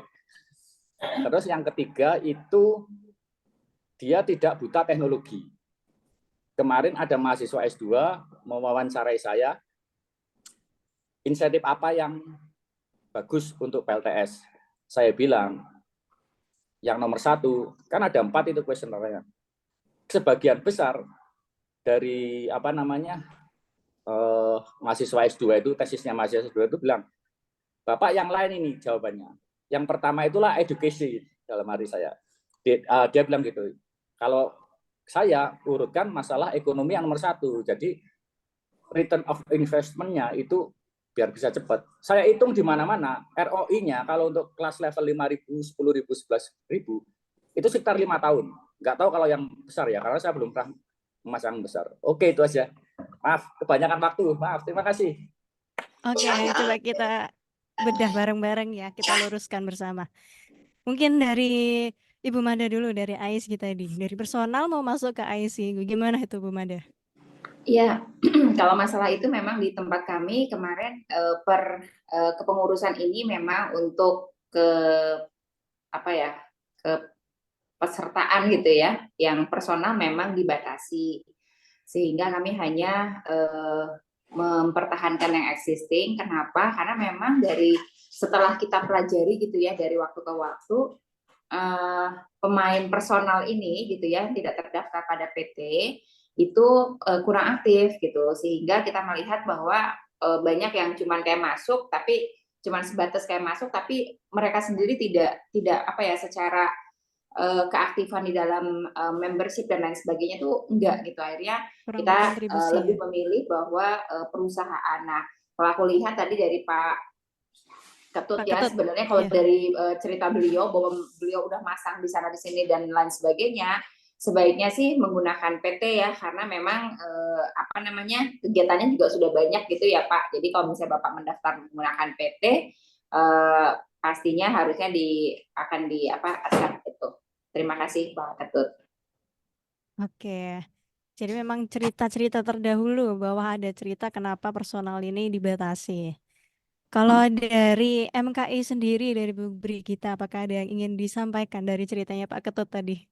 Baik, terima kasih Pak Ketut. Sebelumnya, we really appreciate what you effort ya, what you have done. Semuanya tadi di-explain, mulai dari di Cilacap, di berbagai wilayah, termasuk juga tetangga-tetangganya. Terima kasih. Artinya apa? Artinya orang udah aware loh. Artinya sosialisasi yang dilakukan oleh Mbak Mada, oleh Pak Erwin, itu sudah sukses loh. Kenapa? Karena ada perhatian orang untuk mau memanfaatkan panel surya. Itu bagian pertama dulu, bahwa ternyata sosialisasi yang dilakukan oleh asosiasi dan peran-peran asosiasi ini sudah baik dalam tanda petik ya di beberapa wilayah. Itu yang pertama. Kemudian yang kedua, bahwa asosiasi ini jadi penting, buktinya Pak Ketut mau daftar loh di tempat Mbak Mada. Benar apa benar? Artinya apa? Artinya Pak Ketut ini sudah memahami bahwa asosiasi ini punya peran dalam upaya yang dilakukan oleh Pak Ketut ataupun Pak Ketut lainnya di berbagai wilayah lain. Jadi kalau dari tadi kita bahas tentang peran kontribusi asosiasi, nyata buktinya Pak Ketut mau masuk kok, mau daftar kok. Kan begitu. Walaupun sebenarnya kami di organisasi, di asosiasi punya aturan-aturan tersendiri yang memang itu membuat kami sebenarnya punya ruang gerak tersendiri dan tidak semua orang kemudian bisa masuk ke sana. Nah, kemudian ini yang ketiga yang tadi durasinya panjang banget. Saya memahami Pak Ketut effortnya sangat sudah luar biasa, tetapi ternyata tidak sesuai dengan harapan. Nah, ini yang tadi saya bilang bahwa ketika kita bicara tentang transisi energi, tidak semuanya ini bisa begitu permennya keluar bisa langsung diimplementasi. Tidak semudah itu, Marimar. Kira-kira seperti itu ya kalau kata kids zaman now. Luis Fernando, tidak semudah itu Luis Fernando. Sebenarnya Bapak, terima kasih saya terima masukannya. Bapak bisa kok jadi anggota MKI perorangan Pak. Jadi Bapak bisa langsung masuk aja nanti sampaikan keluhan-keluhan Bapak ke teman-teman MKI termasuk juga ke teman-teman PLN daerah Pak, supaya ini bisa menjadi catatan. Mudah kok Pak untuk bisa jadi anggota MKI, nanti saya kasih linknya ya Pak, supaya Bapak bisa langsung cerita. Karena kalau misalnya saya yang ditanya, satu, saya ini bukan orang PLN Pak. Nah, kalau nanti saya ngomong atas nama PLN, maka saya akan sulit. Bisa jadi yang saya sampaikan justru malah salah. Itu yang pertama. Kemudian yang kedua Pak, berkenaan mengenai permen dan lain-lain. Nah, saya hanya bisa menyampaikan apa yang Bapak keluhkan di event ini kepada pengurus yang mereka ini memang orang PLN. Tetapi tentu saja ini hanya menjadi catatan Pak, karena kan Bapak belum jadi anggota, jadi Bapak nggak bisa terus update Pak. Sulit juga kan buat saya Pak. Intinya Bapak jadi anggota MKI aja Pak, biar Bapak bisa langsung cerita, nggak usah lewat saya. Will do. No worry, will do. Karena nggak mudah Pak. Itu I will jauh lebih chase murah you, I will daripada chase effort you. energi Bapak untuk marah-marah kepada UPD yang Bapak datangi. Jadi kayak orang jalur dalam ya, Bu. Bukan orang jalur dalam, tapi paling tidak apa yang disampaikan ini supaya menjadi catatan, misalnya bahwa belum ada kesepahaman di antara mereka yang berkewenangan di masing-masing wilayah, atau bisa jadi sosialisasi berkenaan mengenai kebutuhan, karena tadi kan itu kan harus nyolok ya ke gridnya PLN. Nah, kalau gridnya PLN ini ternyata di wilayah itu belum butuh, ya tentu mereka tidak mau menerima. Nah, proses inilah yang bisa jadi oleh daerah belum tersosialisasi ke masyarakat, sehingga ketika ada masyarakat datang, ibarat gini loh Mbak, Kalau kamu nih udah punya 100 untuk kebutuhanmu, tapi kamu dipaksa ambil, nih gue punya 50.000, lu ambil, tapi lu bayar sama gue dengan insentif-insentif. Kira-kira kamu mau nggak? Pasti kamu akan berpikir ulang. Nah, hal tersederhananya itu seperti itu. Kamu sudah punya budget sendiri, kamu sudah punya fasilitas sendiri, kamu punya infrastruktur, permennya bagus, tetapi ternyata ketika itu nanti masuk ke kamu harus bayar. Nah, mengganggu aktivitas keseharian kamu. Nah, secara sederhananya seperti itu. Bisa jadi yang didatangi oleh Pak Ketut itu merasakan hal begitu. Bisa jadi kebutuhannya di wilayah itu memang sudah lebih-lebih, sehingga apa yang Pak Ketut ajukan itu masih belum bisa difasilitasi. Nah, kira-kira seperti itu. Tapi kan lebih jelasnya saya juga nggak ada di PLN, saya juga nggak ada akses untuk bisa masuk ke daerah wilayah-wilayah yang tadi disebutkan. Nah, cara paling gampang Pak Ketut masuk MKI. Gitu, Mbak. Oke. Mungkin Mungkin nanti will do, bisa will do, langsung no worries. dikasihkan link cara daftarnya gimana itu, Iya, Bu. ini tadi Biar ada langsung daftar. teman PLN yang juga sampaikan, nah, kalau mau pasang PLTS ternyata sudah ada ya di websitenya ESDM. Nah, bisa Oke. diakses ke sana Nah, mungkin supaya nanti langsung Pak Ketut terkoneksi bisa ke, melihat ya, lagi langsung di terkoneksi ke websitenya. PLN. Karena PLN ini kan, ini yang perlu dicatat ya, walaupun kita memiliki kewajiban untuk memfasilitasi, saya bukan PLN sekali lagi ya, ini bukan mewakili PLN, tapi Iya. mewakili MKI. Tapi peran dari PLN sebagai BUMN ini selain untuk memfasilitasi kebutuhan masyarakat sesuai dengan delegasi yang diberikan oleh pemerintah, tetapi juga PLN ini harus diingat adalah perusahaan yang juga perlu menjalankan biaya operasionalnya. Nggak mungkin dong kayak kamu, Mbak, kamu buka warung, emang kamu mau rugi? Nah, kira-kira kayak gitulah.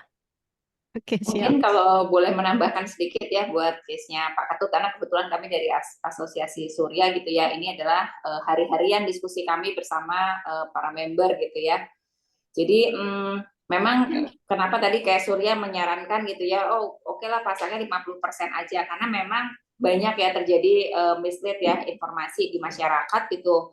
Masyarakat tuh maunya pasangnya gede-gedean gitu, sedangkan kapasitas daya di rumahnya aja untuk siang hari nggak sebesar itu. Jadi sebenarnya yang PLN harapkan adalah kalau misalnya di siang hari gitu ya, pasang aja sesuai kapasitasnya. Kayak contohnya rumah saya sendiri nih, misalnya rumah saya 7.700 gitu ya.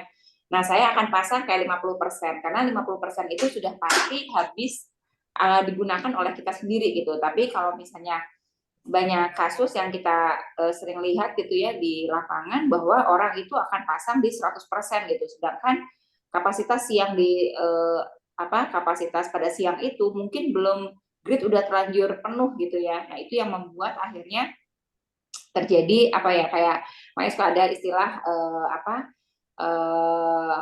oversupply lah dan lain sebagainya, itu yang mungkin jadi menyulitkan ya bagi PLN untuk mengakses 100% daya yang dibangkitkan oleh PLTS milik rumah-rumah pribadi atau ya perusahaan yang nanti akan masuk ke dalam grid. Beda ceritanya kalau misalnya nanti katakanlah nih Pak Ketut punya rezeki gitu ya Pak, Bapak jalan off grid. Nah, kalau Bapak menjalankan off grid, Bapak mau masang 100%, 200%, itu silahkan, itu karena itu udah di luar maksudnya kan tidak menggunakan jaringannya PLN. Tapi selama masih mau menggunakan jaringan PLN, ya otomatis Bapak harus mengikuti peraturan-peraturan apa aja yang ditetapkan oleh PLN. Mungkin itu tambahan aja dari kami Asosiasi Surya. Terima kasih. Baik. Terima kasih untuk pertanyaannya sekali lagi ya dari Pak Ketut, sangat amat membuka wawasan untuk teman-teman yang lainnya. Nah, untuk selanjutnya nih, kalau tadi pertanyaannya ditujukan untuk para wanita. Nah, saat ini ada pertanyaan yang ditunjukkan untuk pria juga, untuk Pak Erwin nih. Di kolom chat ya, dari kolom question and answer, itu dari Sola Putra, dari Polban. Nah, ini masih mahasiswa berarti. Dari Polban ingin bertanya mengenai energi terbarukan di Indonesia, langkah konkret apa sih yang bisa atau yang sebaiknya dilakukan pemerintah agar masyarakat itu berkomitmen berhenti menggunakan energi fosil? Dan apakah investasi energi terbarukan itu memang semahal itu sehingga masyarakat ini masih sangat bergantung pada energi fosil, atau jangan-jangan itu hanya mitos sebenarnya? Mungkin dari Pak Erwin terlebih dahulu, saya persilakan untuk menjawab. Baik, terima kasih pada siapa tadi namanya? Sola Putra. Purta ya. Terima kasih atas pertanyaannya. Saya tidak expert tapi saya bisa bayangkan. kira-kira apa yang harus diberikan jawabannya. Yang pertama, pemerintah memang menginginkan, ya memang belum ada kewajiban untuk kita sama-sama mengurangi emisi gas rumah kaca, terutama untuk pembangkitan supaya tidak lagi membangun pembangkit listrik yang berbasis batu bara. Nah, cuma masalahnya kondisi yang hari ini, di satu sisi PLN itu sekarang punya pembangkit listrik batu bara baru-baru besar-besar, Mbak. Ya, Mas, ada yang 2 gigawatt, ada yang besar-besar, dan itu IPP kebanyakan. IPP kan juga take or pay, artinya pakai nggak pakai bayar segitu. PLN juga tidak mau dong kalau tidak dimanfaatkan, karena dia harus bayar cukup mahal sekarang ya. Yang kedua, harga listrik dari batu bara memang sekarang sudah murah, mungkin sekitar 4-5 sen, mungkin bisa dikoreksi oleh Mbak Brigita ya. Setahu saya murah sekali itu yang pembangkit besar yang skala besar itu. Sehingga kalau energi baru harus dibayar, harus dibeli oleh PLN sekitar katakanlah 9 sen atau katakanlah mungkin 10 sen, tentu dari segi cash flow ya wajarlah PLN sebagai enterprise ya akan kesulitan, apalagi kalau semua warga memasang PLTS atap ya. Nah kan PLTS atap itu kan beban negatif. Dia 3 jam, 4 jam itu mengurangi salesnya PLN. PLN tadi harus jual listrik selama 4 jam di siang hari, ternyata dia nggak bisa jualan lagi karena ditahan sama surya atap, di mana surya atap membangkitkan listriknya sendiri untuk kebutuhan dia. Nah, yang saya dengar ke depan PLTS atap itu nanti bebas dipasang, tetapi ada kuota. Mungkin tolong dikoreksi oleh Mbak Mada. Tiap-tiap kawasan nanti ada kuota. Oke, kuota katakanlah mungkin di Blok M dan sekitarnya mungkin hanya boleh 500 kWp barangkali, atau di daerah terpencil, daerah resort area yang mungkin jauh dari PLN mungkin hanya boleh 50 kWp barangkali. Lebih tidak bisa karena akan berdampak pada sistem. Tiba-tiba listriknya kekurangan atau tiba-tiba dapat tambahan, ini kan juga akan kesulitan bagi pembangkit listrik yang baseload di sana, entah itu diesel, entah itu PLTG atau PLTU. Nah, ini juga tentu PLN juga harus membalance antara reliability system dengan keinginan pemerintah untuk kita pakai energi hijau. Kami senang sekali warga yang ingin menggunakan energi hijau karena secara keekonomian terus terang aja memang belum bisa compete dengan kalau saya punya uang 7 juta saya beli motor listrik ya, saya sewakan ke Grab atau sewakan ke Gojek, mungkin waktu 3 tahun uang saya kembali. Tapi dari segi bisnis ya, tetapi kan kita juga tidak lihat dari segi bisnis. Nah, jadi intinya adalah memang antara PLN dengan SDM ini perlu difasilitasi, Mbak Mada. Sayang di diskusi malam ini tidak ada orang SDM, tidak orang PLN. Karena PLN juga dia jaga jangan sampai cash flow-nya terganggu gara-gara semua gejor-joran masang surya atapan berkurang gitu, pemasukannya yang berkurang, sistemnya juga terganggu, goyang goncang-goncang karena intermitensi. Kasihan PLTU, PLTG-nya naik turun. Tapi di satu sisi pemerintah juga membuat regulasi, katanya sih sudah diskusi dengan PLN, mudah-mudahan ada kompromi, makanya sekarang ditentukan kuota, tidak bisa lebih dari kuota itu. Nah yang kedua, bagi kita yang masang PLTS atap itu tidak lagi bisa mendapatkan kredit kalau kita ekspor ke grid ya. Kalau dulu masih bisa lah, ada 60%, masih dihargai lah, kita jual ke PLN, malam kita pakai lagi, pakai tarif normal, tapi kita jual dengan tarif 60%. Terakhir udah 100%, tapi dibatasi pula oleh PLN, hanya boleh 15% ya untuk industri saya dengar. Tapi mudah-mudahan di permen yang baru atau regulasi yang baru sudah akan lebih terakomodasi, ada win-win. Kita juga tidak bisa memaksa PLN nanti kalau PLN nggak sanggup bayar batu bara, nanti lama-lama terjadi pemadaman. Kita juga nggak ingin PLN juga sakit. Itu aja mungkin komen dari saya. Oke, siap. Terima kasih. Kalau dari Bu Made sendiri, apakah ada tambahan, Bu?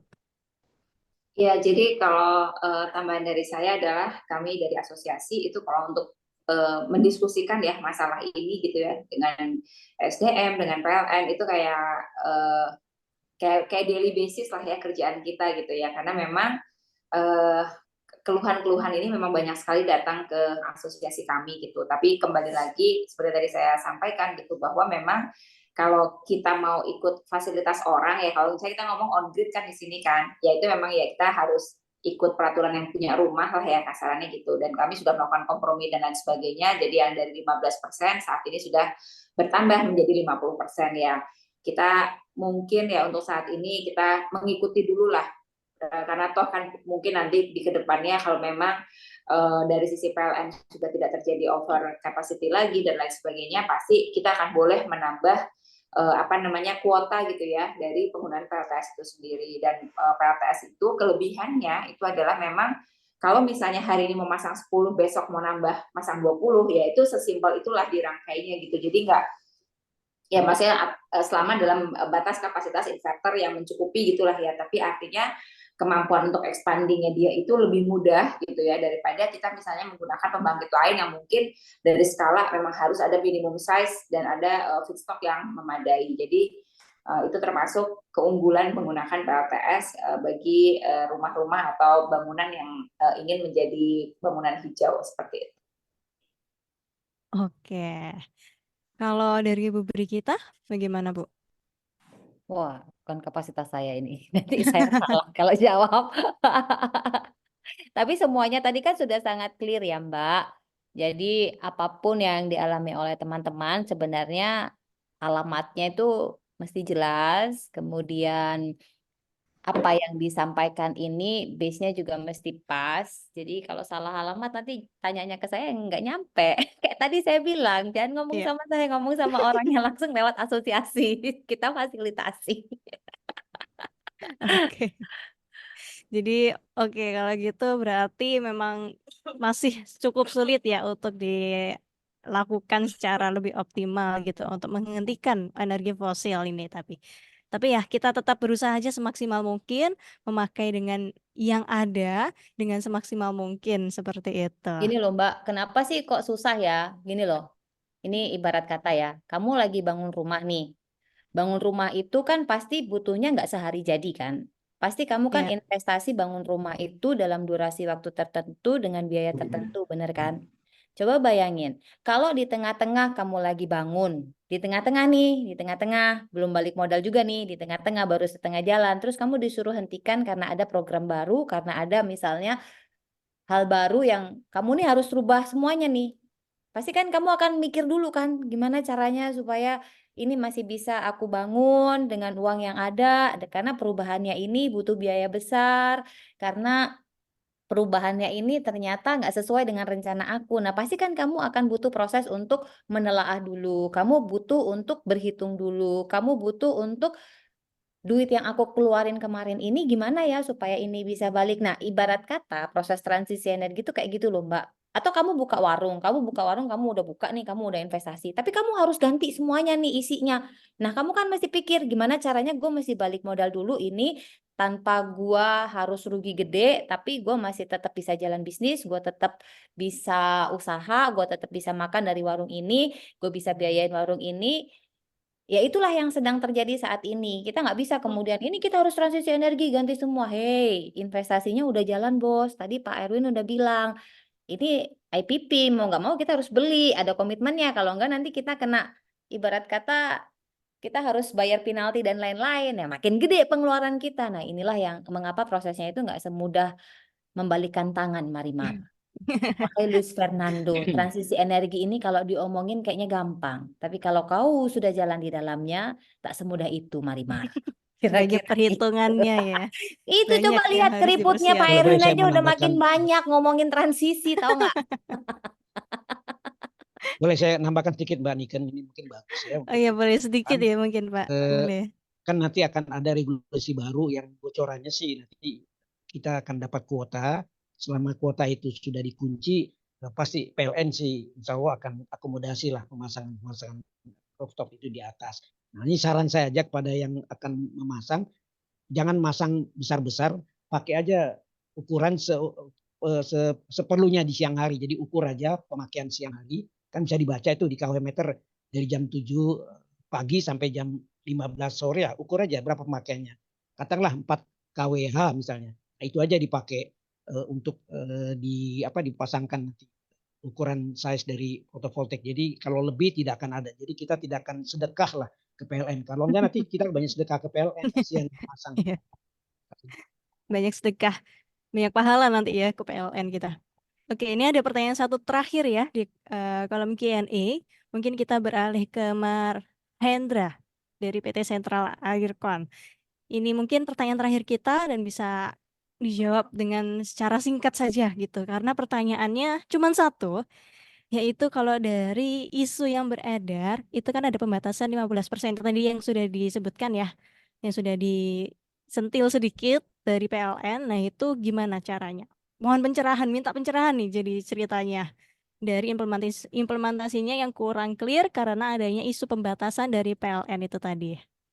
Mungkin siapa ya kira-kira yang bisa menjawab, saya juga bingung nih. Mungkin dari Ini Bu. loh, jangan kebanyakan isu lah. Kalau memang pengen tahu, itu kan ada halo PLN, kontaknya PLN, tanyalah di situ. Atau mungkin PLN 123. Nah, di situ kan ada keluhan customer atau apa.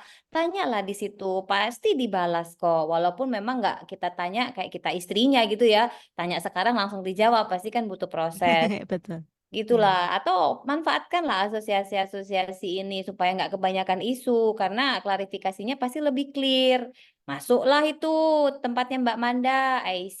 Mbak Manda kan pasti nanti punya akses untuk bertanya pada teman-teman direksi atau pejabat-pejabat, atau masuklah ke tempat Pak Erwin, Mas K, ya kan Pak? Jadi Pak Erwin punya penerus-penerus memperjuangkan apa yang menjadi visi misi dari Mas K.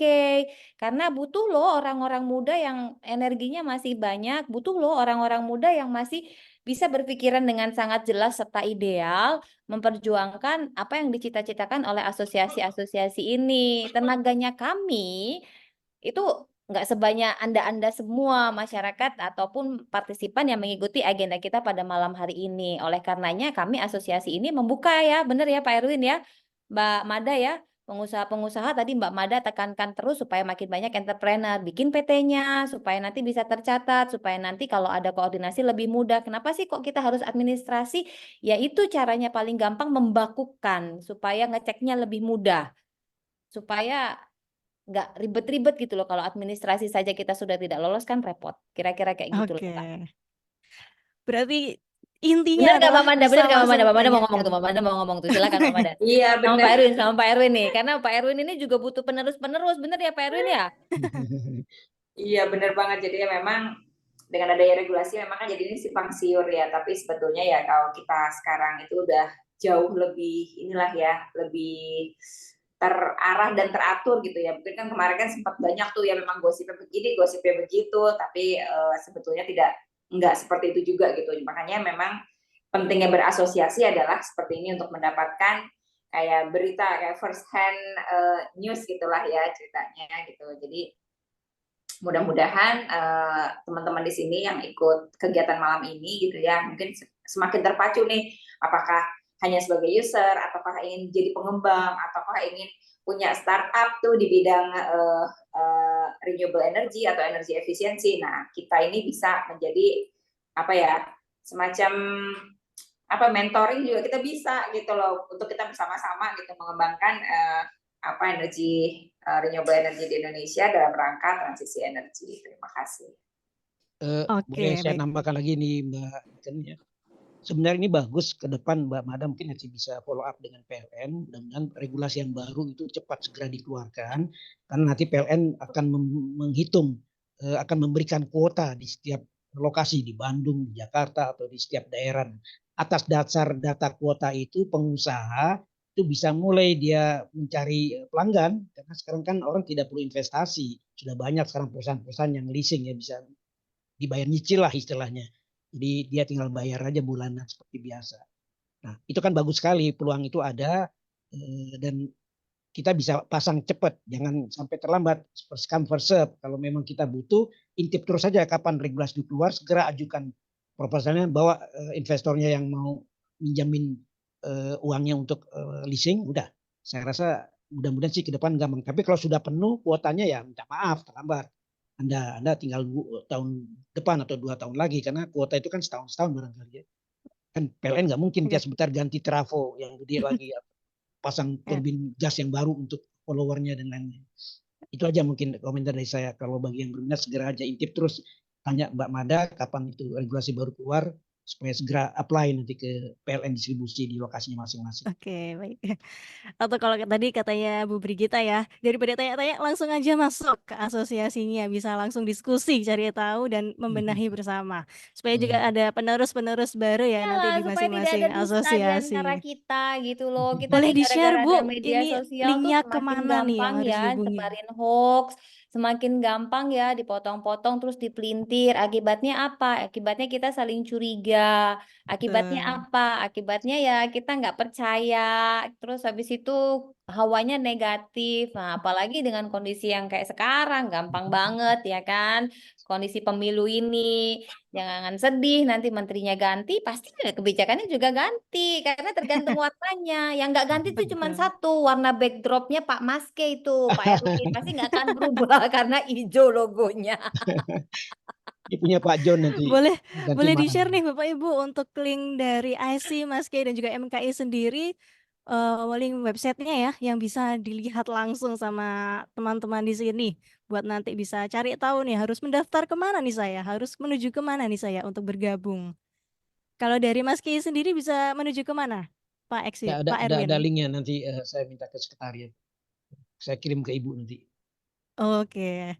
Kalau dari Bu Brigita, MKI tadi MKI apa Bu? Bisa diulangi lagi. Oh, ini udah Udah saya dikirim share ya, udah saya MKI. share. Nah, itu Yaps. bisa masuk ke situ teman-teman dan teman-teman bisa menjadi bagian dari MKI ya, tentu saja karena sekali lagi MKI ini terbuka untuk umum, bukan hanya perusahaan besar ataupun operator penyedia ketenaga listrikan, tetapi Anda semua juga bisa menjadi bagian dari MKI karena Anda semua pemakai listrik.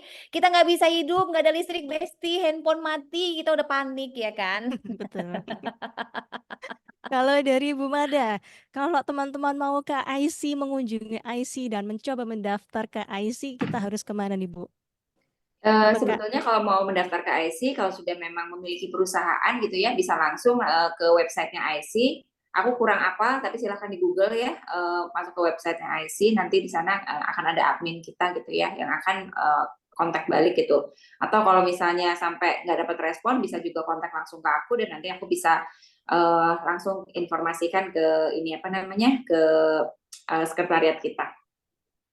Oke, ini barusan aku cek di Google IC, ketemu nih Bu, ic.or.id. Ya. Oke. Tadi pertanyaan terakhir ya, berarti kita sudah berada di penghujung acara. Saya ucapkan terima kasih untuk Pak Erwin, ke Bu Bri kita juga dan juga ke Bu Mada. Mohon maaf karena saking serunya nih acara kita malam hari ini jadinya waktu menunjukkan pukul 20.42 waktu Indonesia Barat. Semoga tidak kapok untuk berbincang lagi dengan teman-teman nantinya. Ya, pesan saya cuma satu aja sih. Transisi energi itu kan pasti harus kita lalui ya. Tinggal bagaimana teman-teman mengambil peran. Dan kami berharap di asosiasi ini teman-teman mau aktif bergabung sama kita semua memperjuangkan dengan sekecil apapun kontribusi yang bisa dilakukan. Ya, sekecil apapun itu sangat berarti untuk kehidupan ini.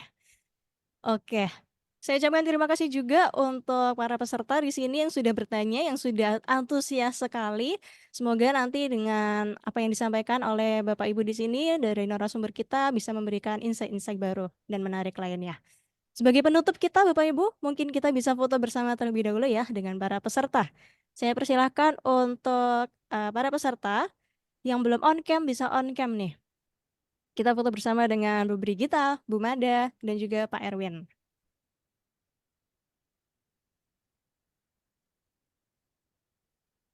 Ini kalau dilihat dari muka-mukanya kayaknya sudah suntuk ya. Ini suntuk karena ngantuk atau suntuk karena pembahasannya sangat amat berat nih tadi.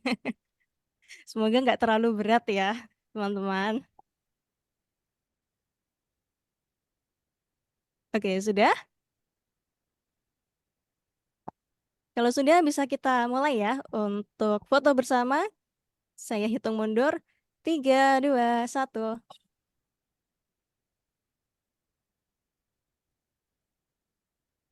Oke, mungkin sekali lagi yang tadi masih telat bergabung. 3, 2, 1.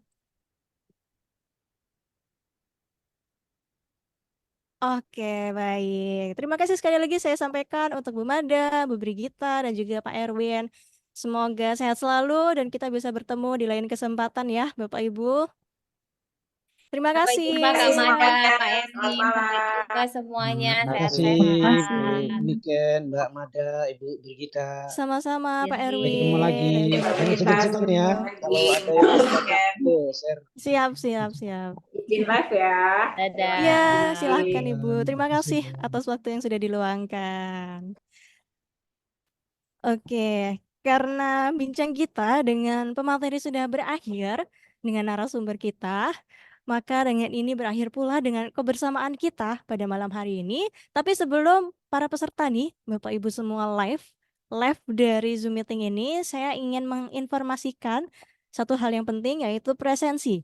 Bapak Ibu bisa presensi terlebih dahulu ya untuk talk show ini, untuk nantinya bisa mendapatkan sertifikat dan lain sebagainya. Dan juga saya informasikan sekali lagi bahwa kita ada promo mini kelas yang sedang berlangsung, nanti akan ada di tanggal 7 dan juga 8 Februari paling dekat. Lalu akan membahas tentang CCS, mohon maaf, carbon storage. Dan juga selain itu kita sudah membuka untuk program baru yaitu program bootcamp untuk solar PV. Jadi untuk Bapak Ibu di sini atau mungkin adik-adik mahasiswa yang masih mahasiswa bisa mengikuti pelatihan bootcamp ini nanti akan mendapatkan sertifikat. Dan juga kalau mau ada sertifikasinya kita juga ada memberikan sertifikasi dengan harga yang juga pastinya berbeda. Dan untuk mahasiswa ada promo khusus, untuk mahasiswa nanti ada potongan harga menarik.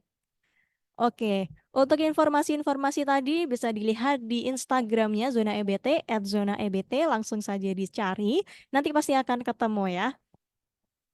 Dan juga untuk informasi-informasi lainnya juga akan diinformasikan di Instagramnya Zona EBT. Jadi disaksikan aja, dilihat terus aja, dan diikuti terus untuk aktivitas Zona EBT di Instagramnya. Sekian yang bisa kami sampaikan. Terima kasih sudah mengikuti talk show pada malam hari ini. Semoga apa yang disampaikan bisa bermanfaat, bisa menjadi ilmu baru, dan bisa diimplementasikan nantinya ya di kehidupan sehari-hari. Dan jangan lupa juga tadi pesan-pesannya bisa masuk ke asosiasi. Oke, sore-sore makan kuaci, makan bareng sama Ibu Asi. Saya Niken Ayu selaku MC pamit undur diri. Sampai bertemu di talk show selanjutnya. Wassalamualaikum warahmatullahi wabarakatuh.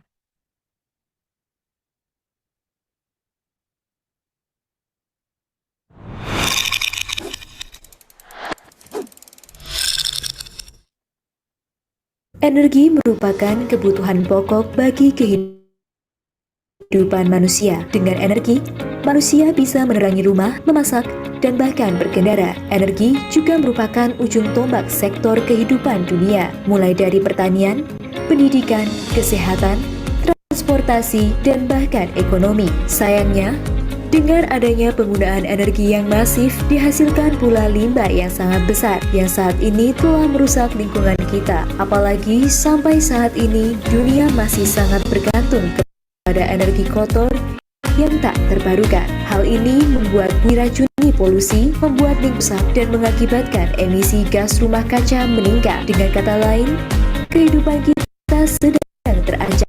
Dan apabila energi yang kotor ini tidak segera ditangani, maka dunia akan semakin parah, sehingga perlahan tapi